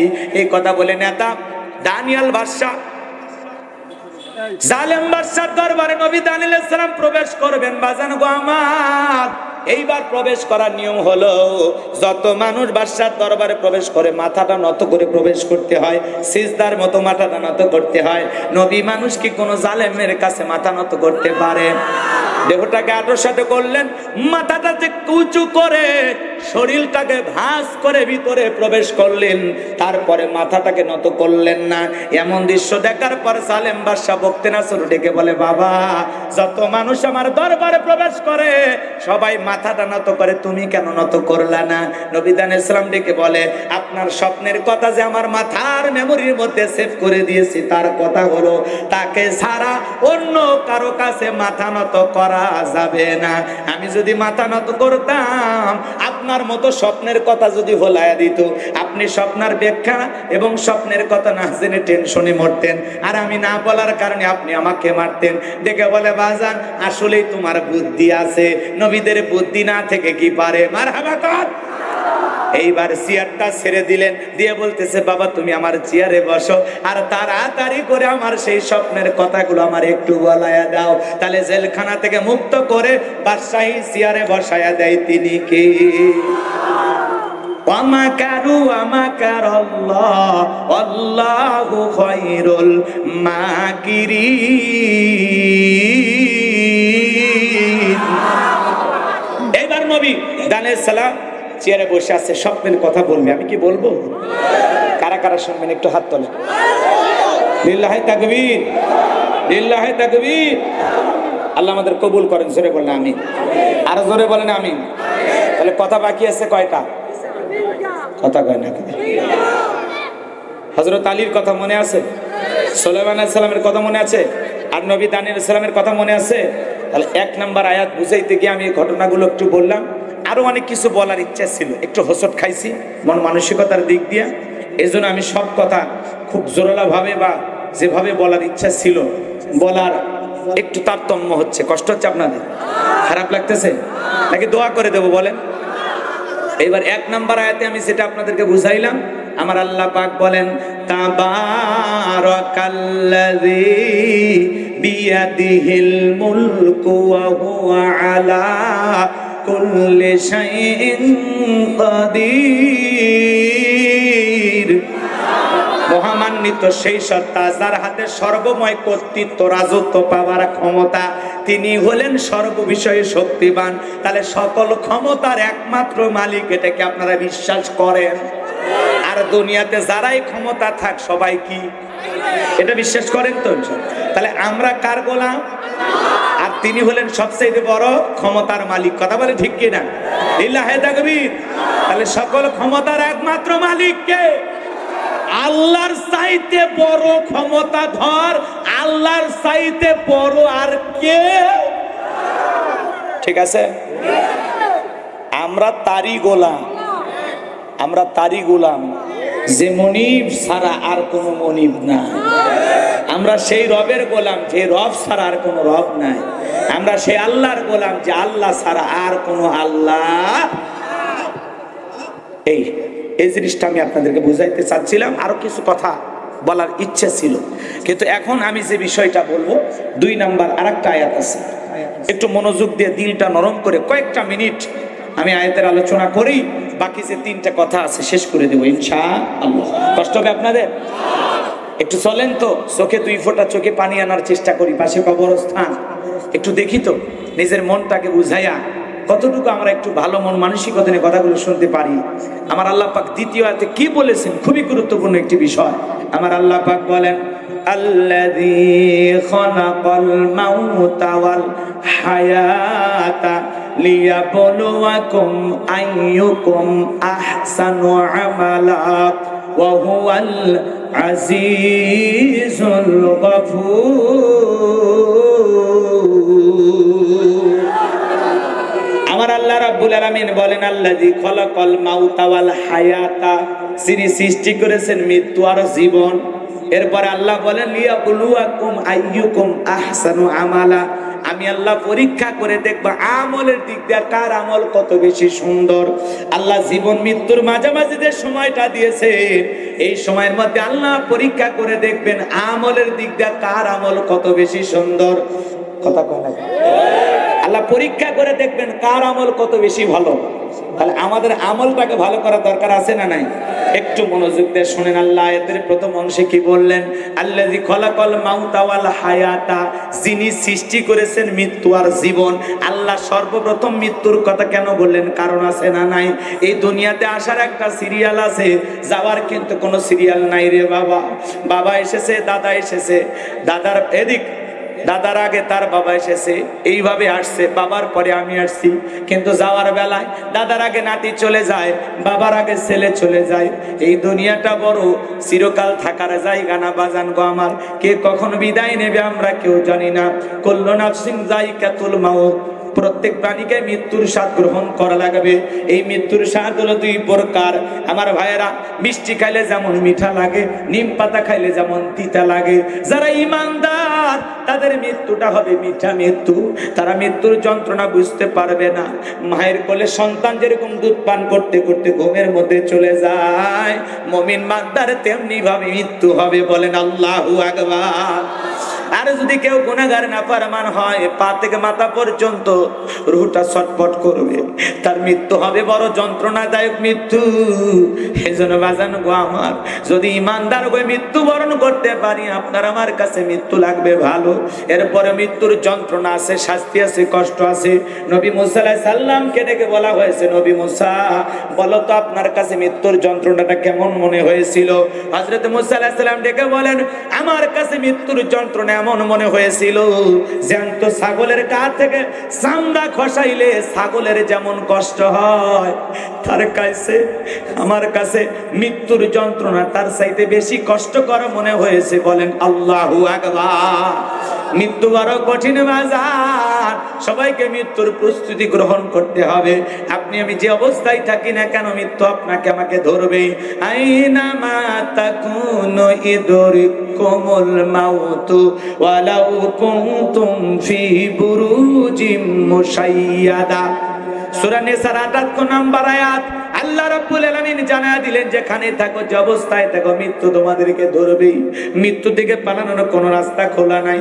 বাজান গো আমার, আজও কালো আপনার আমার মৃত্যু হবে। মরণের পরে আপনাকে আমাকে অন্ধকার কবরে যেতে হবে। ও মুসলমান, আল্লাহর গোলাম, মৃত্যুর যন্ত্রণা যে কত কঠিন, মৃত্যু যে আপনার আমার কতটা নিকটবর্তী আপনি আমি বুঝতে পারবো না। কত মানুষ সকালবেলা বাজারে গেল, বিকেল বেলা লাশ হয়ে বাড়িতে ফিরল। রাতে ঘুমের মধ্যে চলে গেল, সকালবেলা আর ঘুম থেকে উঠলো না। তোমার মতো কত যুবক ভ্রমণ করতে নদীতে চলে গেল, নদীর ঢের ধাক্কায় পড়ে সমুদ্রের পানিতে তলিয়ে গেল, আর খুঁজে পাওয়া গেল না। তোমার মতো কত যুবক সকালবেলা সেলফি তুললো, দস্তরে মোটর সাইকেল নিয়ে ঘুরতেছি, বিকেল বেলায় লাশ হয়ে বাড়িতে ফিরলো। তোমার মতো কত যুবক এসএসসি পরীক্ষা দিয়েছে, রেজাল্ট হওয়ার আগের দিনে যুবকটা মারা গেল।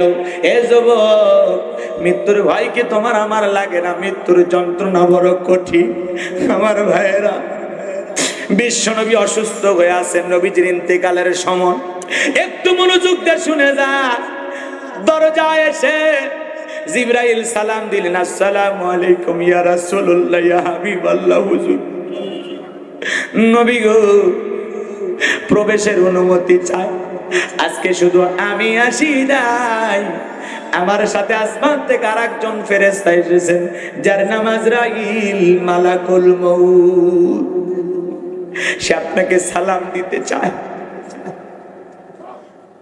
মালাকুল মউত বিশ্ব নবীকে সালাম দিলেন। জিবরাইল লেগে বলে, নবী গো, আপনি যদি ঘরে প্রবেশের অনুমতি দেন তাহলে আমার সহ্য হয় না। মা, আয় আয়, তোর কানটা একটু আমার মুখের সাথে লাগায় দে। বিশ্বনবী কানে কি কি যেন বললেন। হযরতে ফাতেমা রাদিয়াল্লাহু তাআলা আনহার কান্না বন্ধ হয়ে গেল। আম্মা জান আয়েশা ডেকে বলে, ফাতেমা, তোমার বাবা কি এমন কথা বলেছে যার কারণে তোমার কান্না বন্ধ হয়ে গেল? দেখে বলে, আম্মা জান, আমার বাবা আমাকে বলেছেন আমার বাবার ইন্তিকালের পরে সব চাইতে প্রথমে আমার বাবার সাথে আমার সাক্ষাৎ হবে। আল্লাহু আকবার। একটু মনোযোগ দিয়ে কথাগুলো শুনেন বাজান গো আমার। নবীজি আমার শহীদ হয়ে আছেন, শুয়ে আছেন, একটু মনোযোগ দিয়ে শুনেন। মালাকুল মউত ডেকে বলে, নবী গো, আল্লাহ রাব্বুল আলামিন আমাকে পাঠিয়েছেন আর বলে দিয়েছেন আমার বন্ধু যদি আরো দুনিয়ার জমিনে থাকতে চায়, আমি যেন আপনার জানটা কবজ না করে ফেরত চলে যায়। এরপরে বিশ্বনবী ডেকে বলে, তারপরে কি আসবা না? বলে, অবশ্যই আবারও আসবো। বিশ্বনবী ডেকে বলে, আর আসতে হবে না, তুমি তোমার দায়িত্ব পালন করো। মালাকুল মউত যখন অনুমতি পেয়েছে, বিশ্বনবীর জানটা কবজ করার জন্য যখন বুকের উপরে হাত রেখে দিয়েছে, মৃত্যুর যন্ত্রণা নবীজির কাছে এমন কষ্টকর মনে হচ্ছে, নবী আমার সহ্য করতে পারলেন না। ডেকে বলে, মালাকুল মউত, আজরাইল, হাতটা তাড়াতাড়ি করে আমার বুক থেকে উঠায় নাও। নবীজি অঝরে চোখের পানি ছেড়ে দিয়ে কান্না করতেছেন। ডেকে বলে, মালাকুল মউত, এই যদি হয় মৃত্যুর যন্ত্রণা, এই যদি হয় শাস্তি, আমার উম্মতেরা কেমনে সহ্য করবে?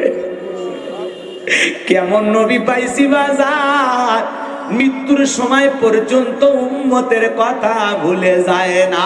আল্লাহু আকবার। একটু মনোযোগ দিয়ে কথাগুলো শুনে যান বাজার, দিলটা নরম করে কথাগুলো শুনে যান। পাশে কবরবাসী শায়িত আছে, এটাই জীবনের শেষ মাহফিল হতে পারে। কত মানুষ গত বছর এই মাহফিলে ছিল, আজকে নাই। আজকে আমরা আছি, আগামী বছরে থাকবো না। এজন্য বাজার মৃত্যুর কথা ভেবে একটু মনোযোগ দিয়ে, আমি গুনাহগারের কথা 5-7 মিনিট একটু শুনে যান।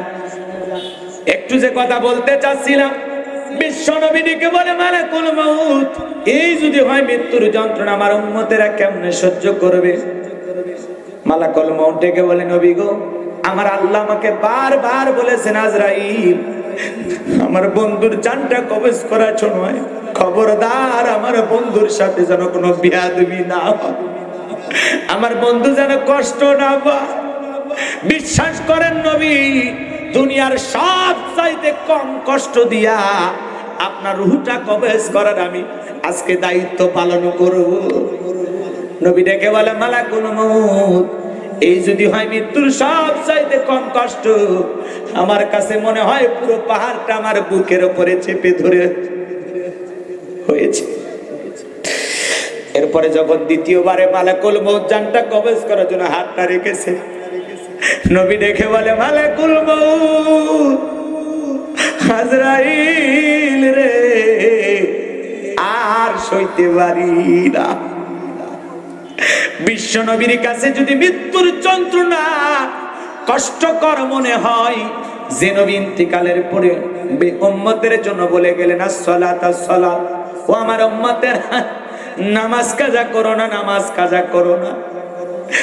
নবী যদি মৃত্যুর যন্ত্রণা বিশ্ব নবীর কাছে যদি এমন কষ্টকর মনে হয়, আপনার আমার মৃত্যুর যন্ত্রণা কত কঠিন হতে পারে বাজার। কত মানুষ মৃত্যুর যন্ত্রণায় চোখগুলো বড় বড় করে, কত মানুষ মৃত্যুর যন্ত্রণা পেশাব পায়খানা পর্যন্ত করে দেয়। মৃত্যুর যন্ত্রণা বড় কঠিন, কেউ সহ্য করতে পারবো না। ওই কবর বড় কঠিন জায়গা, ওই কবরের আযাব আপনি আমি সহ্য করতে পারবো না। যুবক রে, 7 দিনের জন্য কক্সবাজারে ভ্রমণ করতে যদি যাও, তোমার একটা ব্যাগ থাকে, ওই ব্যাগের ভিতরে তোমার প্রয়োজনে কাপড় থাকে, কাগজপত্র থাকে, মোবাইল থাকে, চার্জার থাকে, প্রেমিকার ডায়েরি থাকে। 7 দিনের সফরের জন্য তুমি একটা ব্যাগ সাজাইয়া সফরে চইলা গেলা। সফর মাত্র কয় দিন? 7 দিনের সফরের জন্য যদি তুমি একটা ব্যাগ সাজাইতে পারো, তোমার আমার মৃত্যু হবে আজ হোক কাল হোক, তুমি আমি অন্ধকার কবরে যাব। ওই কবরে যাওয়ার আগে লিয়াবলুয়াকুম আইয়ুকুম আহসানু আমালা, উত্তম আমল দিয়া, ভালো নেক আমল দিয়া একটা ব্যাগ সাজানোর দরকার আছে না নাই? যুবক রে, মনে করো উদাহরণ দিয়ে কথাটা বলতেছি, তুমি আমি কবরের পথের যাত্রী, অন্ধকার কবর তোমার আমার ঠিকানা। যুবক রে, সেই কবরে সব চাইতে যে ব্যক্তির কম সর্বশেষ মৃত্যু হবে, সেই ব্যক্তি সব চাইতে কম সময় কবরে থাকবে। সেই সময়টা কত জানেন? 40,000 বছর। কত কত? এই পৃথিবীতে সর্বশেষ যে ব্যক্তি মৃত্যুবরণ করবে, তাকে কবরের জিন্দেগিতে 40,000 বছর কবরের ভিতরে থাকতে হবে। এই পৃথিবীতে সব চাইতে বেশি দিন কবরে থাকা লাগবে।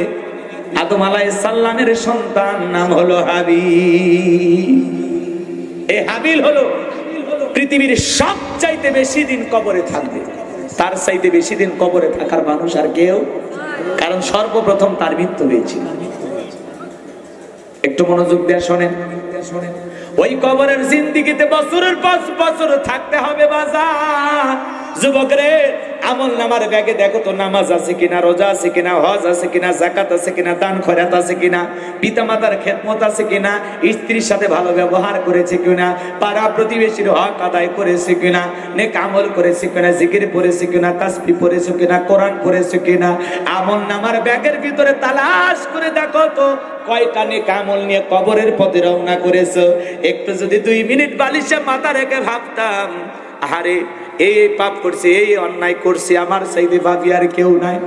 আপনার পাপের কথাগুলো স্বীকার করে আল্লাহর কাছে তওবা করে বলেন, ইয়া আইয়ুহাল্লাযিনা আমানু তুবু ইলাল্লাহ, হে ঈমানদারগণ আমি আল্লাহর কাছে তওবা করো, আমি তোমাদের তওবা কবুল করে তোমাদের জিন্দেগির গুনাহগুলো maaf করে দেব।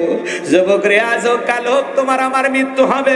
মৃত্যুর যন্ত্রণা বড় কঠিন। কবরে কত মানুষকে শায়িত করলা, আজকে তুমি আমি যদি মারা যায়। যুবক রে, কয়েক মাস আগে প্রচন্ড বৃষ্টি হইলো, আমার এক মুসল্লির মা মারা গেল। কবরের ভিতরটা কবর খনন করা হয়, কবরে পানি এসে জমে যায়, আবার পানিগুলো তোলা হয়, আবার পানি এসে জমে যায়, আবার পানি তোলা হলো। জানাজার নামাজের পরে অজরে আবারও বৃষ্টি হওয়ার কারণে কবরে আবারও হাঁটু পর্যন্ত পানি হয়ে গেল। ডেকে বলে, হুজুর এখন উপায় কি? বারবার পানি শেষে আর পানি আসে।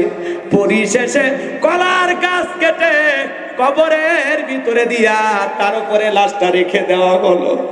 সন্তানগুলো মার কবরে কাদা মাটি দিয়া চোখের পানি ছেড়ে দিয়া কাঁদে আর বলে, মা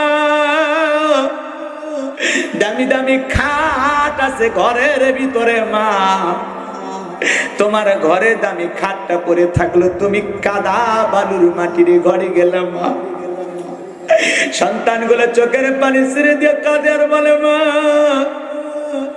তোমার লাশটা কবর রাখার পর বাঁশের বিছানা বিছায়া দিয়া কাদা মাটি যখন কবরে রেখে দিয়েছি, টপ টপ করে কবরের কাদা পানিগুলো তোমার কাপড়ের উপরে পইরা কাপড়ের কাপড়টা ময়লা হয়ে গেছে।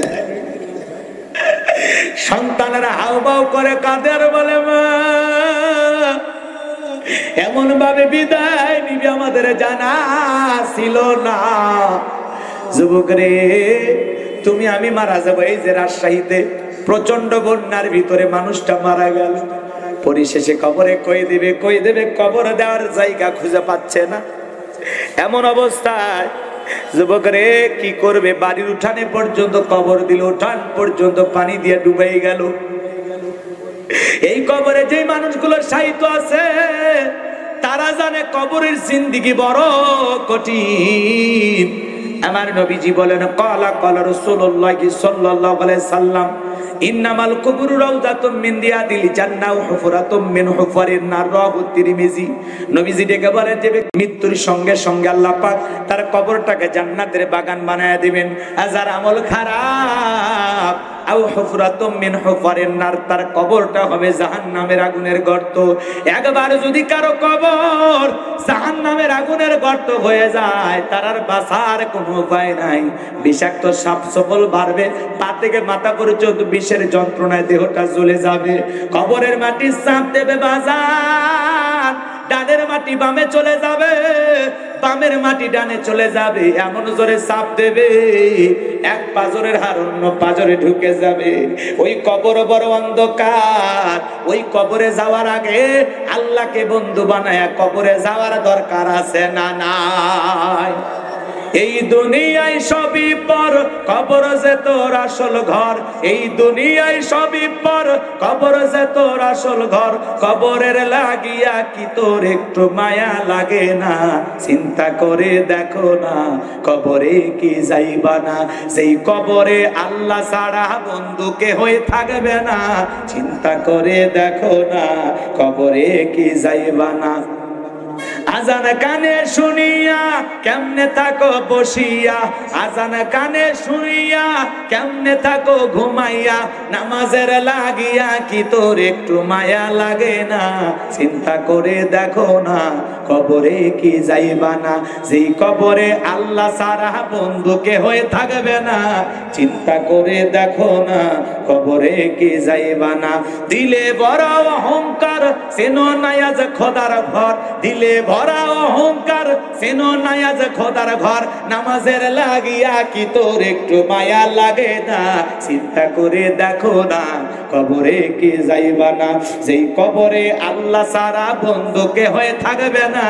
চিন্তা করে দেখো না, কবরে কি যাইবা না? ওই কবরে যাওয়ার আগে নেক আমল নিয়ে যাওয়ার দরকার আছে না নাই? নামাজি হয়ে যাওয়ার দরকার আছে না নাই? মুত্তাকি মুমিন হয়ে যাওয়ার দরকার আছে না নাই? এজন্য আমার আল্লাহ রাব্বুল আলামিন বলেন, আল্লাযী খলাকাল মাউতা ওয়াল হায়াতা লিয়াবলুয়াকুম আইয়ুকুম আহসানু আমালা। আমি আল্লাহ সৃষ্টি করেছি মৃত্যু আর জীবন, এর মাঝামাঝি যে সময়টা আমি আল্লাহ পাক দিলাম, আমি আল্লাহ পরীক্ষা করে দেখব আমলের দিক দিয়ে কার আমল কত বেশি ভালো।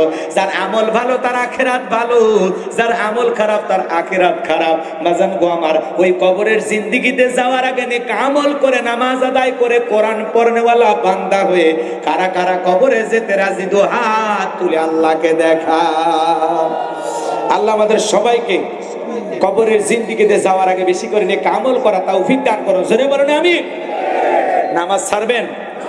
নামাজ পড়ে কবরে যাবেন তো ইনশাআল্লাহ। আল্লাহ আমাদের সবাইকে নেক আমল করে কোরআন সুন্নাহ মোতাবেক জীবন সাজাইয়া কবরের বাসিন্দা হওয়ার তৌফিক দান করুন। জোরে বলুন আমিন। ওই চকলেটের মতো মোড়ানোর আগেই আপনাকে আমাকে সোজা হতে হবে, খাঁটি ইমানদার হতে হবে। আমি এদিকে আর করেন, আমি আপনাদেরকে মৃত্যু সম্পর্কে কবর সম্পর্কে কিছু কথা বলতেছিলাম। অনেকে আবার এই সুযোগে ওঠা বসা করতেছে, খারাপ লাগতেছে না? মৃত্যুর কথা শুনে আপনি উঠে চলে যান, আপনি কি আর শুনবেন? এই যে কবরে কত মানুষ শায়িত আছে, আরে কত মাতবাড়ি ছিল, কত বাহাদুরি ছিল, সব শেষ। কত অহংকার ছিল, কত বংশের গৌরব ছিল, ক্ষমতার দাপট ছিল, কিছুই নাই। ওই কবর বড় কঠিন জায়গা। কবরে যাওয়ার আগে নেক আমল করে যেতে হবে। সম্মানিত ভাইয়েরা আমার, যাই হোক, আপনারা কষ্ট পাচ্ছেন আমার কথায় না? এই যে পাশেই কবর, দেখেন কবর তিন জায়গায় হাসি দেওয়া আমার আল্লাহ পছন্দ করে না। এক জায়গায় নামাজের পিছনে হাসি দেওয়া আল্লাহ পছন্দ করে না। জানাজার নামাজের পিছনে হাসি দেওয়া আল্লাহ পছন্দ করে না। কবরস্থানে দাঁড়িয়ে হাসি দেওয়া আমার আল্লাহ পছন্দ করে না। কথা কি বুঝতে পেরেছে? আজকে আগে নতুন নতুন কবর হইলে মানুষ ভয় পাইতো, ওই দিক দিয়ে যাইতে কি করতো? ভয় পাইতো। লাইট জ্বালায় রাখতো, আলো জ্বালায় রাখতো। আর এখন সকালে কবর দেয়, বিকেলে যায় মা বোনেরা ওই জায়গায় পাতাই ঝাড়ি দেয়। কবরস্থানের পাশে বৈশা তাস খেলে, জুয়া খেলে। কথা কন না কেন? কবরস্থানের পাশ দিয়ে যাইতে যাইতে মোবাইলে গান বাজায়, অটোতে গান বাজায়। কথা কন না কেন? কবরবাসী বলে, আহারে দুনিয়াতে একবার যাওয়ার সুযোগ পাইলে সুবহানাল্লাহ বলতাম, আলহামদুলিল্লাহ বলতাম, আল্লাহু আকবার বলতাম, নামাজ পড়তাম, জিকির করতাম, আল্লাহর গোলামি করতাম, আর তোমরা গান শুনতেছো। ওরা আফসোস করতেছে, একবার সুবহানাল্লাহ বলার জন্য ওরা আফসোস করতেছে, একবার একটা সিজদা দেওয়ার জন্য কবরবাসী আফসোস করতেছে। আর আপনি আমি হায়াতের জিন্দেগির সময়গুলো হেলায় খেলায় অবহেলায় নষ্ট করতেছি। কথা কবার বুঝেন নাই? হাসরের ময়দানে যেদিন আমল নামায় একটা নেকি শর্ট হবে, সেদিন বুঝবেন যে একটা নেকির কত দাম। বাবার কাছে যাবেন, বাবা দেবে না, মার কাছে যাবেন, মা দেবে না, সবাই অস্বীকার করবে, তুমি আমার ছেলে না, তুমি আমার সন্তান। কথা কন না কেন? সেদিন বুঝবেন হাসরের ময়দান বড় কঠিন। টেনে হেসড়ে যখন একটা নেকির কারণে জাহান্নামে নিয়ে যাওয়া হবে, আল্লাহ রাসূলের কাছে খবর দেওয়া হবে, আপনার একটা উম্মত একটা নেকির কারণে জাহান্নামে যান। নবী পাগলের মতো ছুটে আসবেন, কই আমার ভোলা উম্মত, ও ফেরেশতারা থামো, আমার উম্মতকে জাহান্নামে দিও না। আসো আমার সামনে মিজানের পাল্লায় নেকি বদির ওজন করো, আমি দেখি আমার উম্মতের নেকি কম হয়েছে কিনা। রাসূলুল্লাহর সামনে যখন ওজন করা হবে, বিশ্বনবী তাকায় দেখবেন আসলে নেকির পাল্লায় একটা নেকি ওজন কম হয়েছে। নবী তখন জান্নাতে হাত মোবারক নেকির পাল্লায় যখন নাড়ায়া দিবেন, এরপরে ফেরেশতাদেরকে বলবেন এইবার ওজন করো। রাসূলের জান্নাতি হাতের স্পর্শের কারণে নেকির পাল্লার ওজন বেশি হয়ে যাবে, আল্লাহর বান্দাটা জান্নাতি হয়ে যাবে। বলেন সুবহানাল্লাহ। বিশ্বনবী ছাড়া সুপারিশ করার কেউ নাই। এই জন্য আসুন আসুন একটু আমরা কোরআন সুন্নাহ মোতাবেক চলি। আমরা মুখে বলি নামাজ পড়েন, ভাই আমি নামাজ পড়ি না। আমরা বলি ভাই দাড়ি রাখবেন, আমার মুখে দাড়ি নাই। কথা বোঝেন নাই? রাগ করতেছেন মনে হয়। তো আমরা ওয়াজ নসিহত অনেক করতেছি, সব ভালো লাগতেছে, মাহফিল কমিটি আয়োজন করেছে, দেখেন ওদের মধ্যে হয়তো অনেকে নামাজ পড়ে না, আছে না? এরকম আছে না? তো এই জন্য শুধু সুন্দর মাহফিলের আয়োজন করলে হবে না, সুন্দর মসজিদ বানাইলে হবে না, ঈমান আমল নেক আমল দিয়ে আমাদের জীবনটা সুন্দর করা দরকার, আছে না? নাই? এজন্য আহসানু আমালা, উত্তম আমল করতে হবে, সুন্দর আমল করতে হবে, নেক আমল করে কবরে যেতে হবে, নামাজি হয়ে কবরে যেতে হবে। আল্লাহ পাক আমাদের সবাইকে সঠিক বুঝ দান করুন। জোরে বলুন আমিন। আরো জোরে বলুন আমিন। তাহলে দোয়া করে দেওয়াই ভালো হবে, নাকি বল? এই কবরস্থানে একটি কবরকে বাড়াই করে দান বক্স তৈরি করে মোমবাতি আগরবাতি বিভিন্ন খাবার মানত করা হয়, এটা সেই করা এখানে আছে এই কবরস্থানে।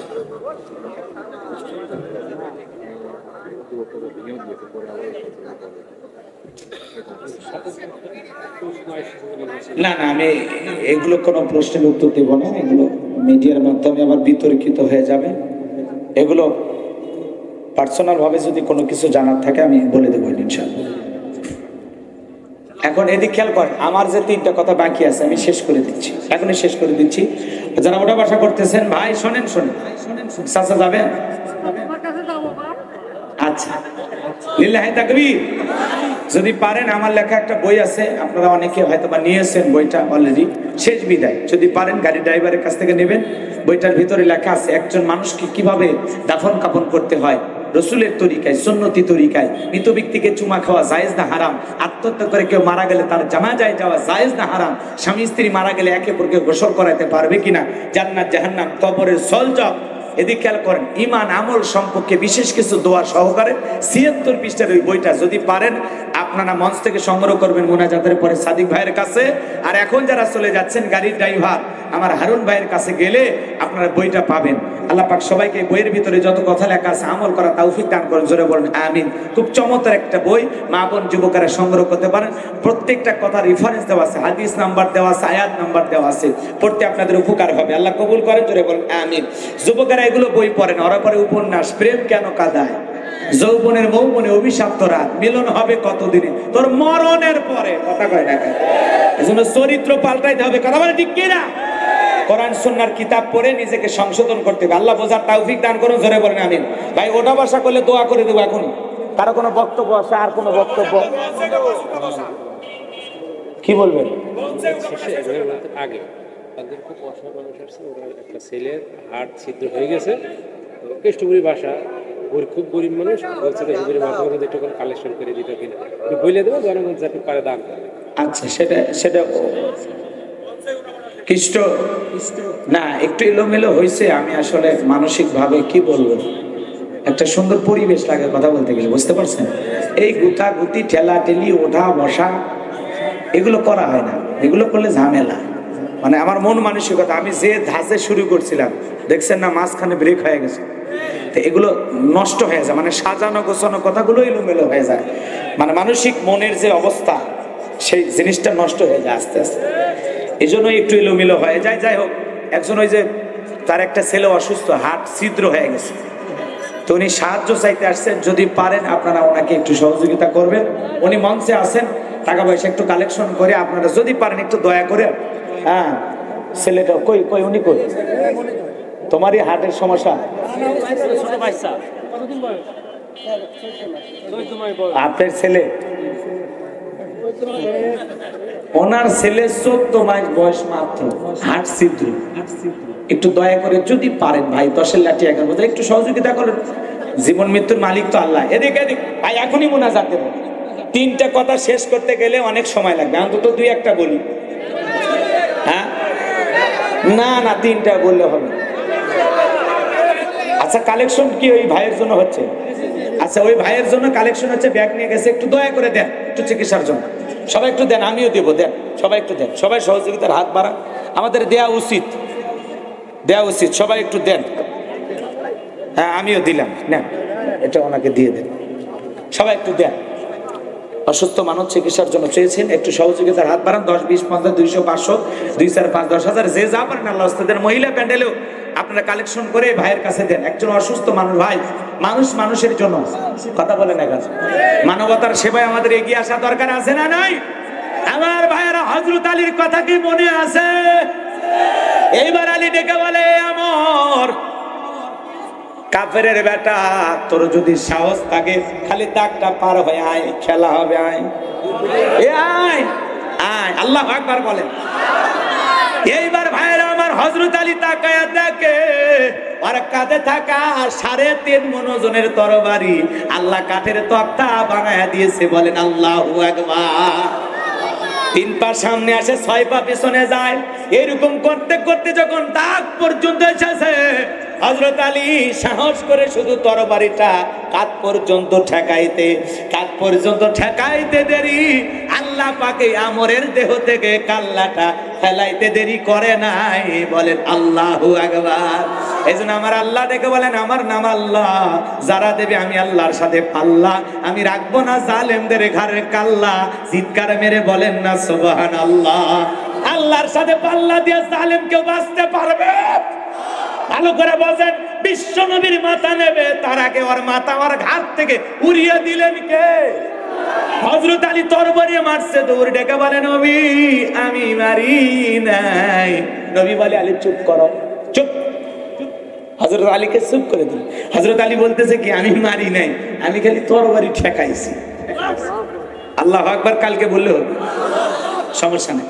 কেন এদিকে এই কথাটা একটু ফাঁস করে দেই, না হলে আবার মনের মধ্যে কিন্তু থেকে যাবে। শোনেন, কাবুস দুর্গের বিশাল দরজা, জিহাদের ময়দানে হযরত আলীর যখন ঢালটা ভেঙে গেল, এই বিশাল দরজা তুলে ঢাল বানায় যুদ্ধ করে বীরত্বের সহকারে যুদ্ধে মুসলমানরা বিজয় লাভ করেছে। সেদিন আলীর নেতৃত্বের কারণে, সুবহানাল্লাহ বলে। এরপরে মনে করেন দরজা মারছে সুরে, কয়েক হাত দূরে যা করছে। এবার সাহাবীরা যা খালি আলীর প্রশংসা ডেকে বলে, নবী গো, জানেন না হযরত আলীর যখন ঢালটা ভেঙে গেছে, কাবুস দুর্গের বিশাল দরজা তুলে ঢাল বানায়া আজকে যুদ্ধে নেতৃত্ব দিয়েছে। নবী বলে, তাই নাকি? বলে, হ্যাঁ, এত বড় দরজা আলী তুলেছিল? বলে, হ্যাঁ। ডেকে বলে, আলী ঘটনা কি তাই? বলে, হ্যাঁ নবী, আপনি থাকেন, আমি দরজা আনতেছি। বিশ্ব নবী বলেন, আমিও তোমার সাথে যাবো। বলে, না নবী, আপনার কষ্ট করা লাগবে না, আপনি থাকেন, আমি আসতেছি। না, বলে, আমি দেখবো, আমি নিজের চোখে দেখতে চাই। আল্লাহু আকবার বলেন। একটু ঘটনা শোনেন। এইবার হযরত আলী, বিশ্ব নবী, সাহাবায়ে কেরাম চলে গেলেন। হযরত আলী 1 হাত দিয়ে ধরছে, দরজা ওঠে না। 2 হাত দিয়ে ধরছে, দরজা ওঠে না। লজ্জায় মুখটা লাল হয়ে গেছে। নবী ডেকে বলে, আলী লজ্জা পাওয়ার কোনো কারণ নাই, কারণ যখন তুমি জিহাদের ময়দানে যুদ্ধ করতেছিলে, এই দরজা যখন তুমি তুলেছিলে, যুদ্ধের নেতৃত্ব যখন দিয়েছিলে, তখন আল্লাহর কুদরতি হাতের শক্তি তোমার হাতের সাথে ছিল। বিদায় এই দরজা তোমার কাছে দরজাই মনে হয় নাই, তরবারির মতো ঢাল বানাইয়া একে ব্যবহার করেছো, কিন্তু যুদ্ধ থেমে গেছে, আল্লাহর সাহায্য চলে গেছে। বিদায় তুমি আলী এখন একা হয়ে গেছো, তুমি একার শক্তিতে এই দরজা তুলতে পারবা না। আর যখন তুমি যুদ্ধের ময়দানে নেতৃত্ব দিয়েছিলে, তোমার সাথে আল্লাহর কুদরতি শক্তি ছিল। বলেন আল্লাহু আকবার। ও আলী, আজ থেকে কয়েক বছর আগে থামায়া দিয়েছিলাম, সেদিন তরবারি দিয়ে মাথা তুমি ফালাও নাই, তোমার দায়িত্ব খালি তরবারি ঠেকানো, আর আল্লাহর কুদরত থেকে আল্লাহ আমরের দেহ থেকে কাল্লাটা ফালায়া দিয়েছে। বলেন আল্লাহু আকবার। এজন্য আপনার আমার কাজ হলো স্লোগান দিয়ে এগিয়ে যাওয়া। পিছনে কয়জন আছে না আছে ওটা দেখার বিষয় নাই, সাহস নিয়ে এগিয়ে যাবেন, পিছনে 1000 জন তৈরি করে দিবেন কি? আপনার দায়িত্ব হলো অন্যায়ের প্রতিবাদ করা, আপনার দায়িত্ব হলো ময়দানে একটা হুঙ্কার দেওয়া, আপনার দায়িত্ব হলো রাজপথে একাই আন্দোলন করা। আল্লাহ চাইলে আপনার এই আন্দোলনে কোটি কোটি মানুষ দিয়ে শামিল করবে। আল্লাহ আসমান থেকে ফেরেশতা পাঠায়ও আপনার যুদ্ধের নেতৃত্ব দেবে। বলেন আল্লাহু আকবার। এই জন্য বসে থাকলে বিজয় আসবে না, এগিয়ে যাওয়া লাগবে। কথা কি বুঝতে পারছেন? একটু মনোযোগ দিয়ে, যাই হোক কথা অনেক বলা যায়, আমি এদিক সেদিক যাব না, 12টা পার হয়ে গেছে, আমি তো খেয়ালই করি নাই। আচ্ছা এদিক খেয়াল করেন, আমি ওই জালেম বাদশাহ বখতে নাসরের কথাটা বলতে গেলে আমাকে মিনিমাম আরো 1 ঘন্টা ওয়াজ করা লাগবে। তা আমি ওই কথাটা বলবো না, সুলাইমান আলাইহিস সালামের কথাটা বলে দিয়ে দোয়া করে দিয়ে যাই। যারা বই নেবেন গাড়িতে গেলে বই পাবেন, আর মোনাজাতের পরে মঞ্চে পাবেন। আর এই ভাইকে যারা সহযোগিতা করবেন, ওনার কলিজার টুকরা সন্তানের হাত ছিদ্র হয়ে গেছে, একটু অপারেশনের খরচ অথবা হাসপাতালের খরচ, চিকিৎসা বাবদ কিছু খরচ, একটু দয়া করে সহযোগিতা করেন। আল্লাহ কবুল করেন, জোরে বলেন।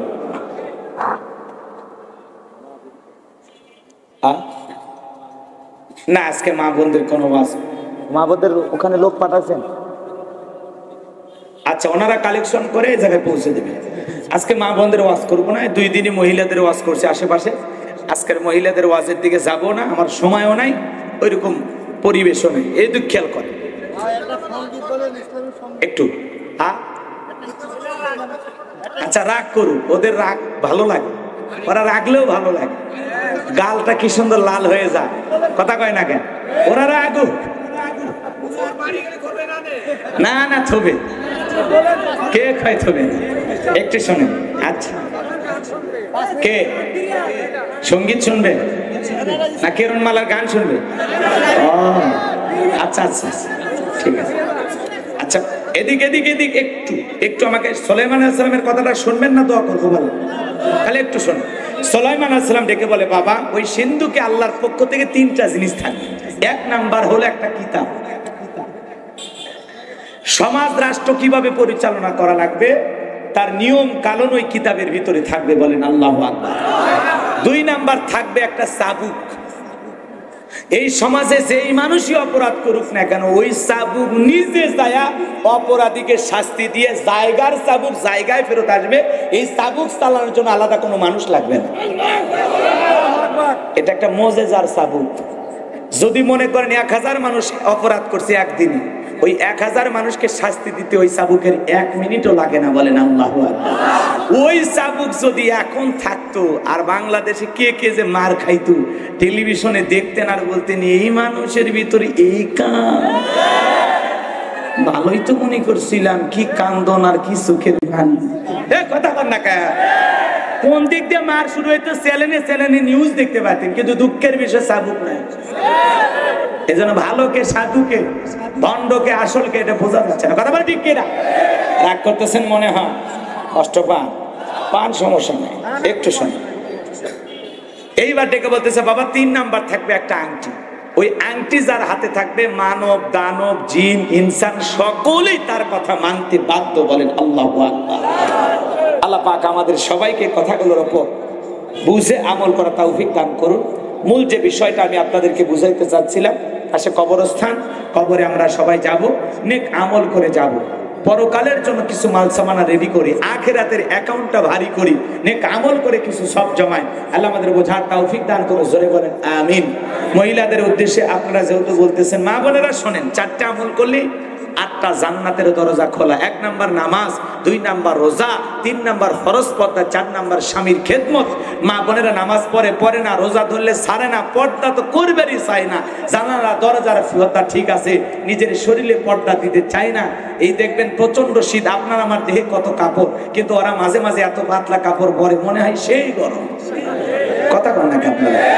এই জন্য মা বোনকে বলতেছি, মা পর্দা করবেন, পর্দা আপনার সতীত্বের হেফাজত করবে। পর্দাশীল নারীর উপরে আল্লাহর রহমত নাজিল হয়।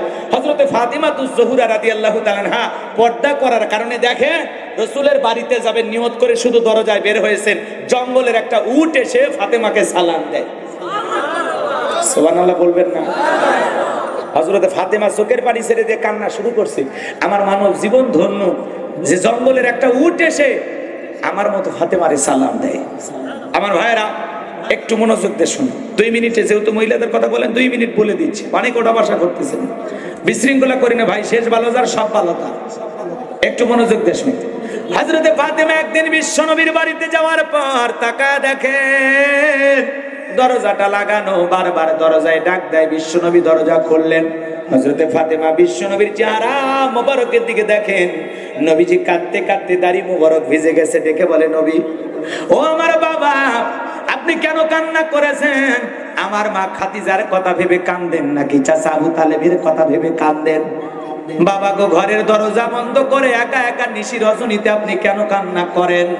2টা মিনিট মা বোনদের উদ্দেশ্যে বলে যায়, একটু মনোযোগ দিয়ে শোনেন, একটা হাদিস আপনারা আমার জীবনকে পাল্টে দিতে পারে। মা বোনেরা যারা আছেন মা শুনে যান। হযরতে ফাতেমা ডেকে বলে, বাবা একা একা ঘরের দরজা বন্ধ করে কেন কাঁদেন? আমার মা খাদিজার কথা ভেবে কাঁদেন নাকি চাচা আবু তালেব বড় ভালোবাসতো তার কথা ভেবে কাঁদেন? বিশ্বনবী ডেকে বলে, মা ফাতেমা, আমি তোর মা খাদিজার কথা ভেবে কাঁদি না, আমি আমার চাচা আবু তালেবের কথা ভেবে কাঁদি না।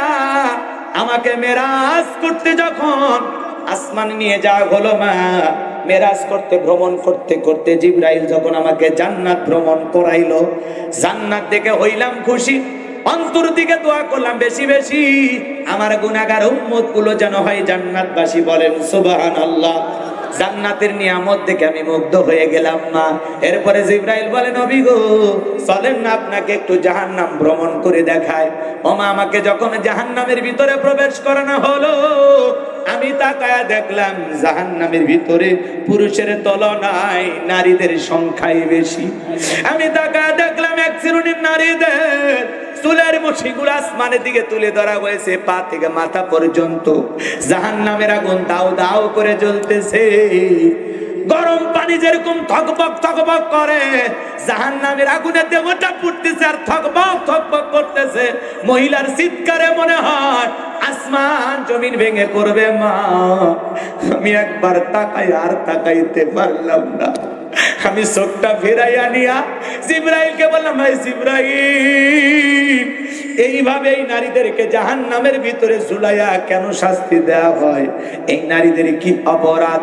দেখে বলে, নবী গো, এই সমস্ত নারী তো তারাই যারা দুনিয়াতে মাথায় কাপড় দিত না, পর্দা করত না, স্বামীর কথা মানত না। এই জন্য এই নারীদেরকে এইভাবে জাহান্নামের ভিতরে শাস্তি দেওয়া হচ্ছে। জোরে বলেন নাউজুবিল্লাহ।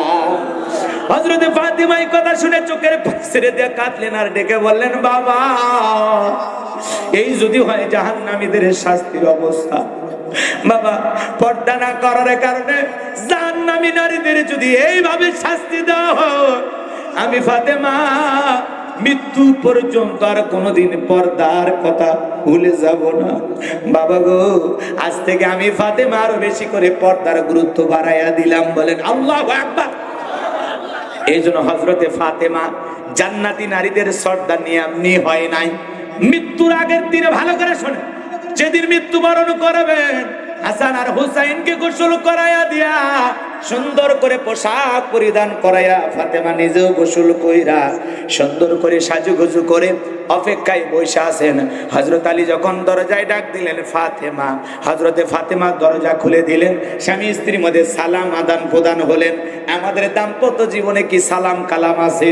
বউ স্বামীরে সালাম দেয় না, স্বামীও বউরে সালাম দেয় না। এটাও ছোট লোক, ওইটাও ছোট লোক, কেউ আর ভদ্রলোক হইল না। কথা বলেন। স্বামী স্ত্রীর মধ্যে সালাম আদান প্রদান হলে আল্লাহ রহমত নাজিল হয়, শ্রদ্ধা সম্মান ভক্তি বিশ্বাস ভদ্রতা আখলাক চরিত্র বেড়ে যায়। স্বামী স্ত্রীর মধ্যে সালাম আদান প্রদান হলে ওই স্ত্রী যেই মুখ দিয়ে স্বামীরে সালাম দিবে ওই মুখে স্বামীরে গালি দিতে পারবে না। যেই স্বামী মুখ দিয়ে বউরে সালাম দেবে ওই মুখ দিয়ে বউরে গালাইতে পারবে না।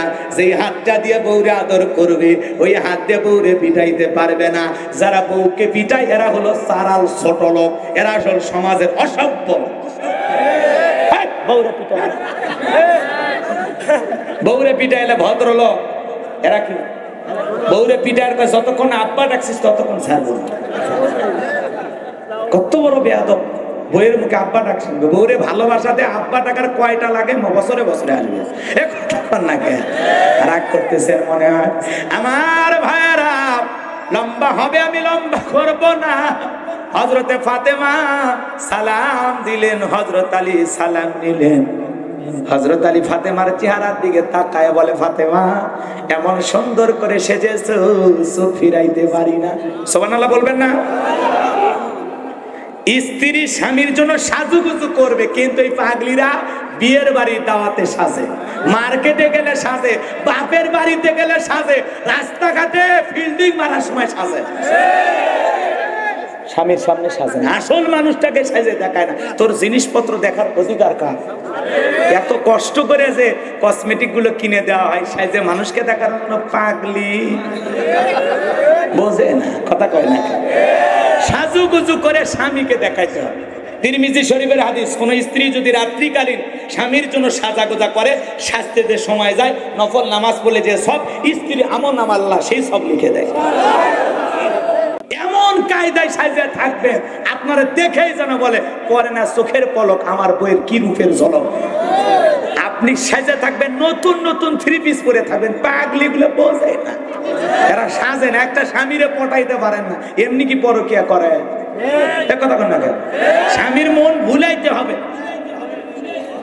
আল্লাহ আমার মা বোনদেরকে বোঝাতে, আপনারা একটু ভালো বিড়ি সিগারেট খাইয়া বউরে কিস করেন, একটু ব্রাশ করেন। রাগ করতেছেন? আমার এক শালি আছে ভাই, দুলা ভাই, প্রত্যেকদিন 3 প্যাকেট খায়। এমন মুখের দুর্গন্ধ, মুখে কাপড় দিয়ে রাখি, বাকি জায়গায় যা ভাইব। এই জন্য মা বোনের এই দুর্গন্ধ সহ্য করতে পারে না। একটু বিড়ি সিগারেট খাওয়া বাদ দেন। কি পচা জিনিস খান, মাসে 5,000 10,000 টাকা নষ্ট হয়ে যায়। ওই টাকাটা জমায়া বউরে যদি মাসে একটা 3 পিস গিফট করেন, ভালোবাসায় এমন দেবে, বিড়ি সিগারেটের কথা মনে থাকবে না।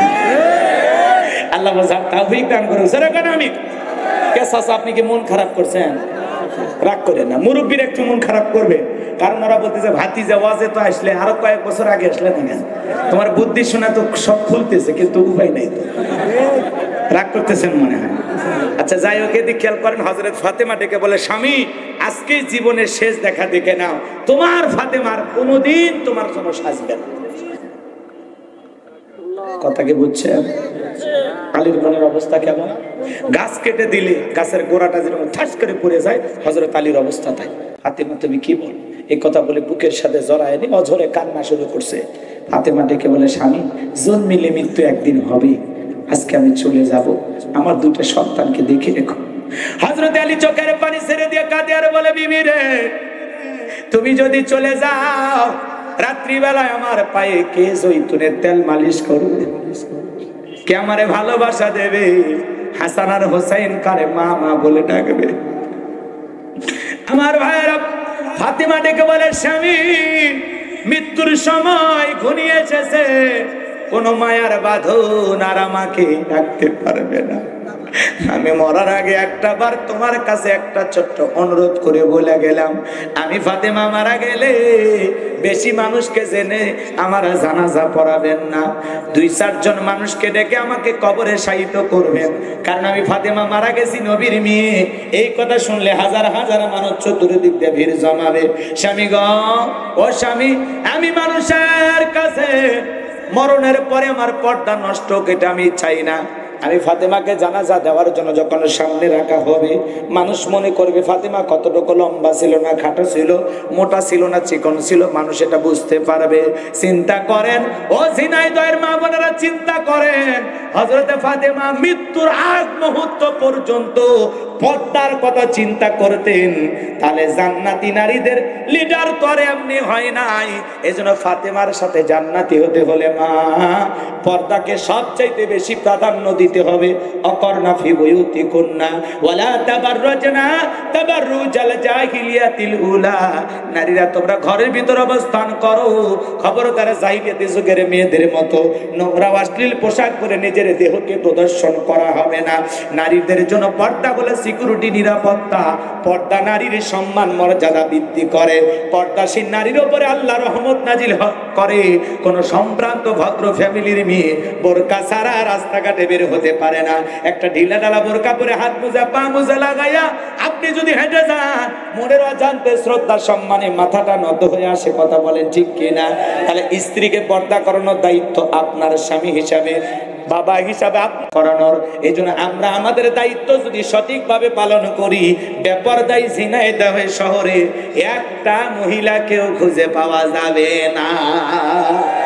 এ বাবা যদি দায়িত্ব পালন করে মেয়েটাকে পর্দার ভিতরে রাখে, আর স্বামী যদি দায়িত্ব পালন করে বউটারে পর্দার ভিতরে রাখে, তাহলে ঝিনাইদহের রাস্তাঘাটে কোনো বেপরদায় নারী খুঁজে পাওয়া যাবে। কিন্তু আমরা আমাদের দায়িত্ব সঠিকভাবে পালন করতেছি না। কথা বলেন ঠিক কিনা? মনে রাখবেন, একটা নারী জাহান্নামে গেলে 4 জন পুরুষকেও জাহান্নামে নিয়ে যাবে। বাবা, স্বামী, বড় ভাই, বড় ছেলে, এই 4টা পুরুষ সাবধান, খুব সাবধান। বউ আপনার আর বেপরদায় বাহিরে মানুষ দেখতে আপনার শরম করে না? আপনার পার্সোনাল জিনিসের থেকে মানুষ উকি মারবে। এক কথা কর না কেন?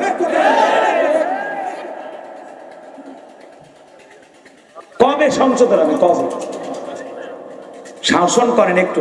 বউ বেপরদায়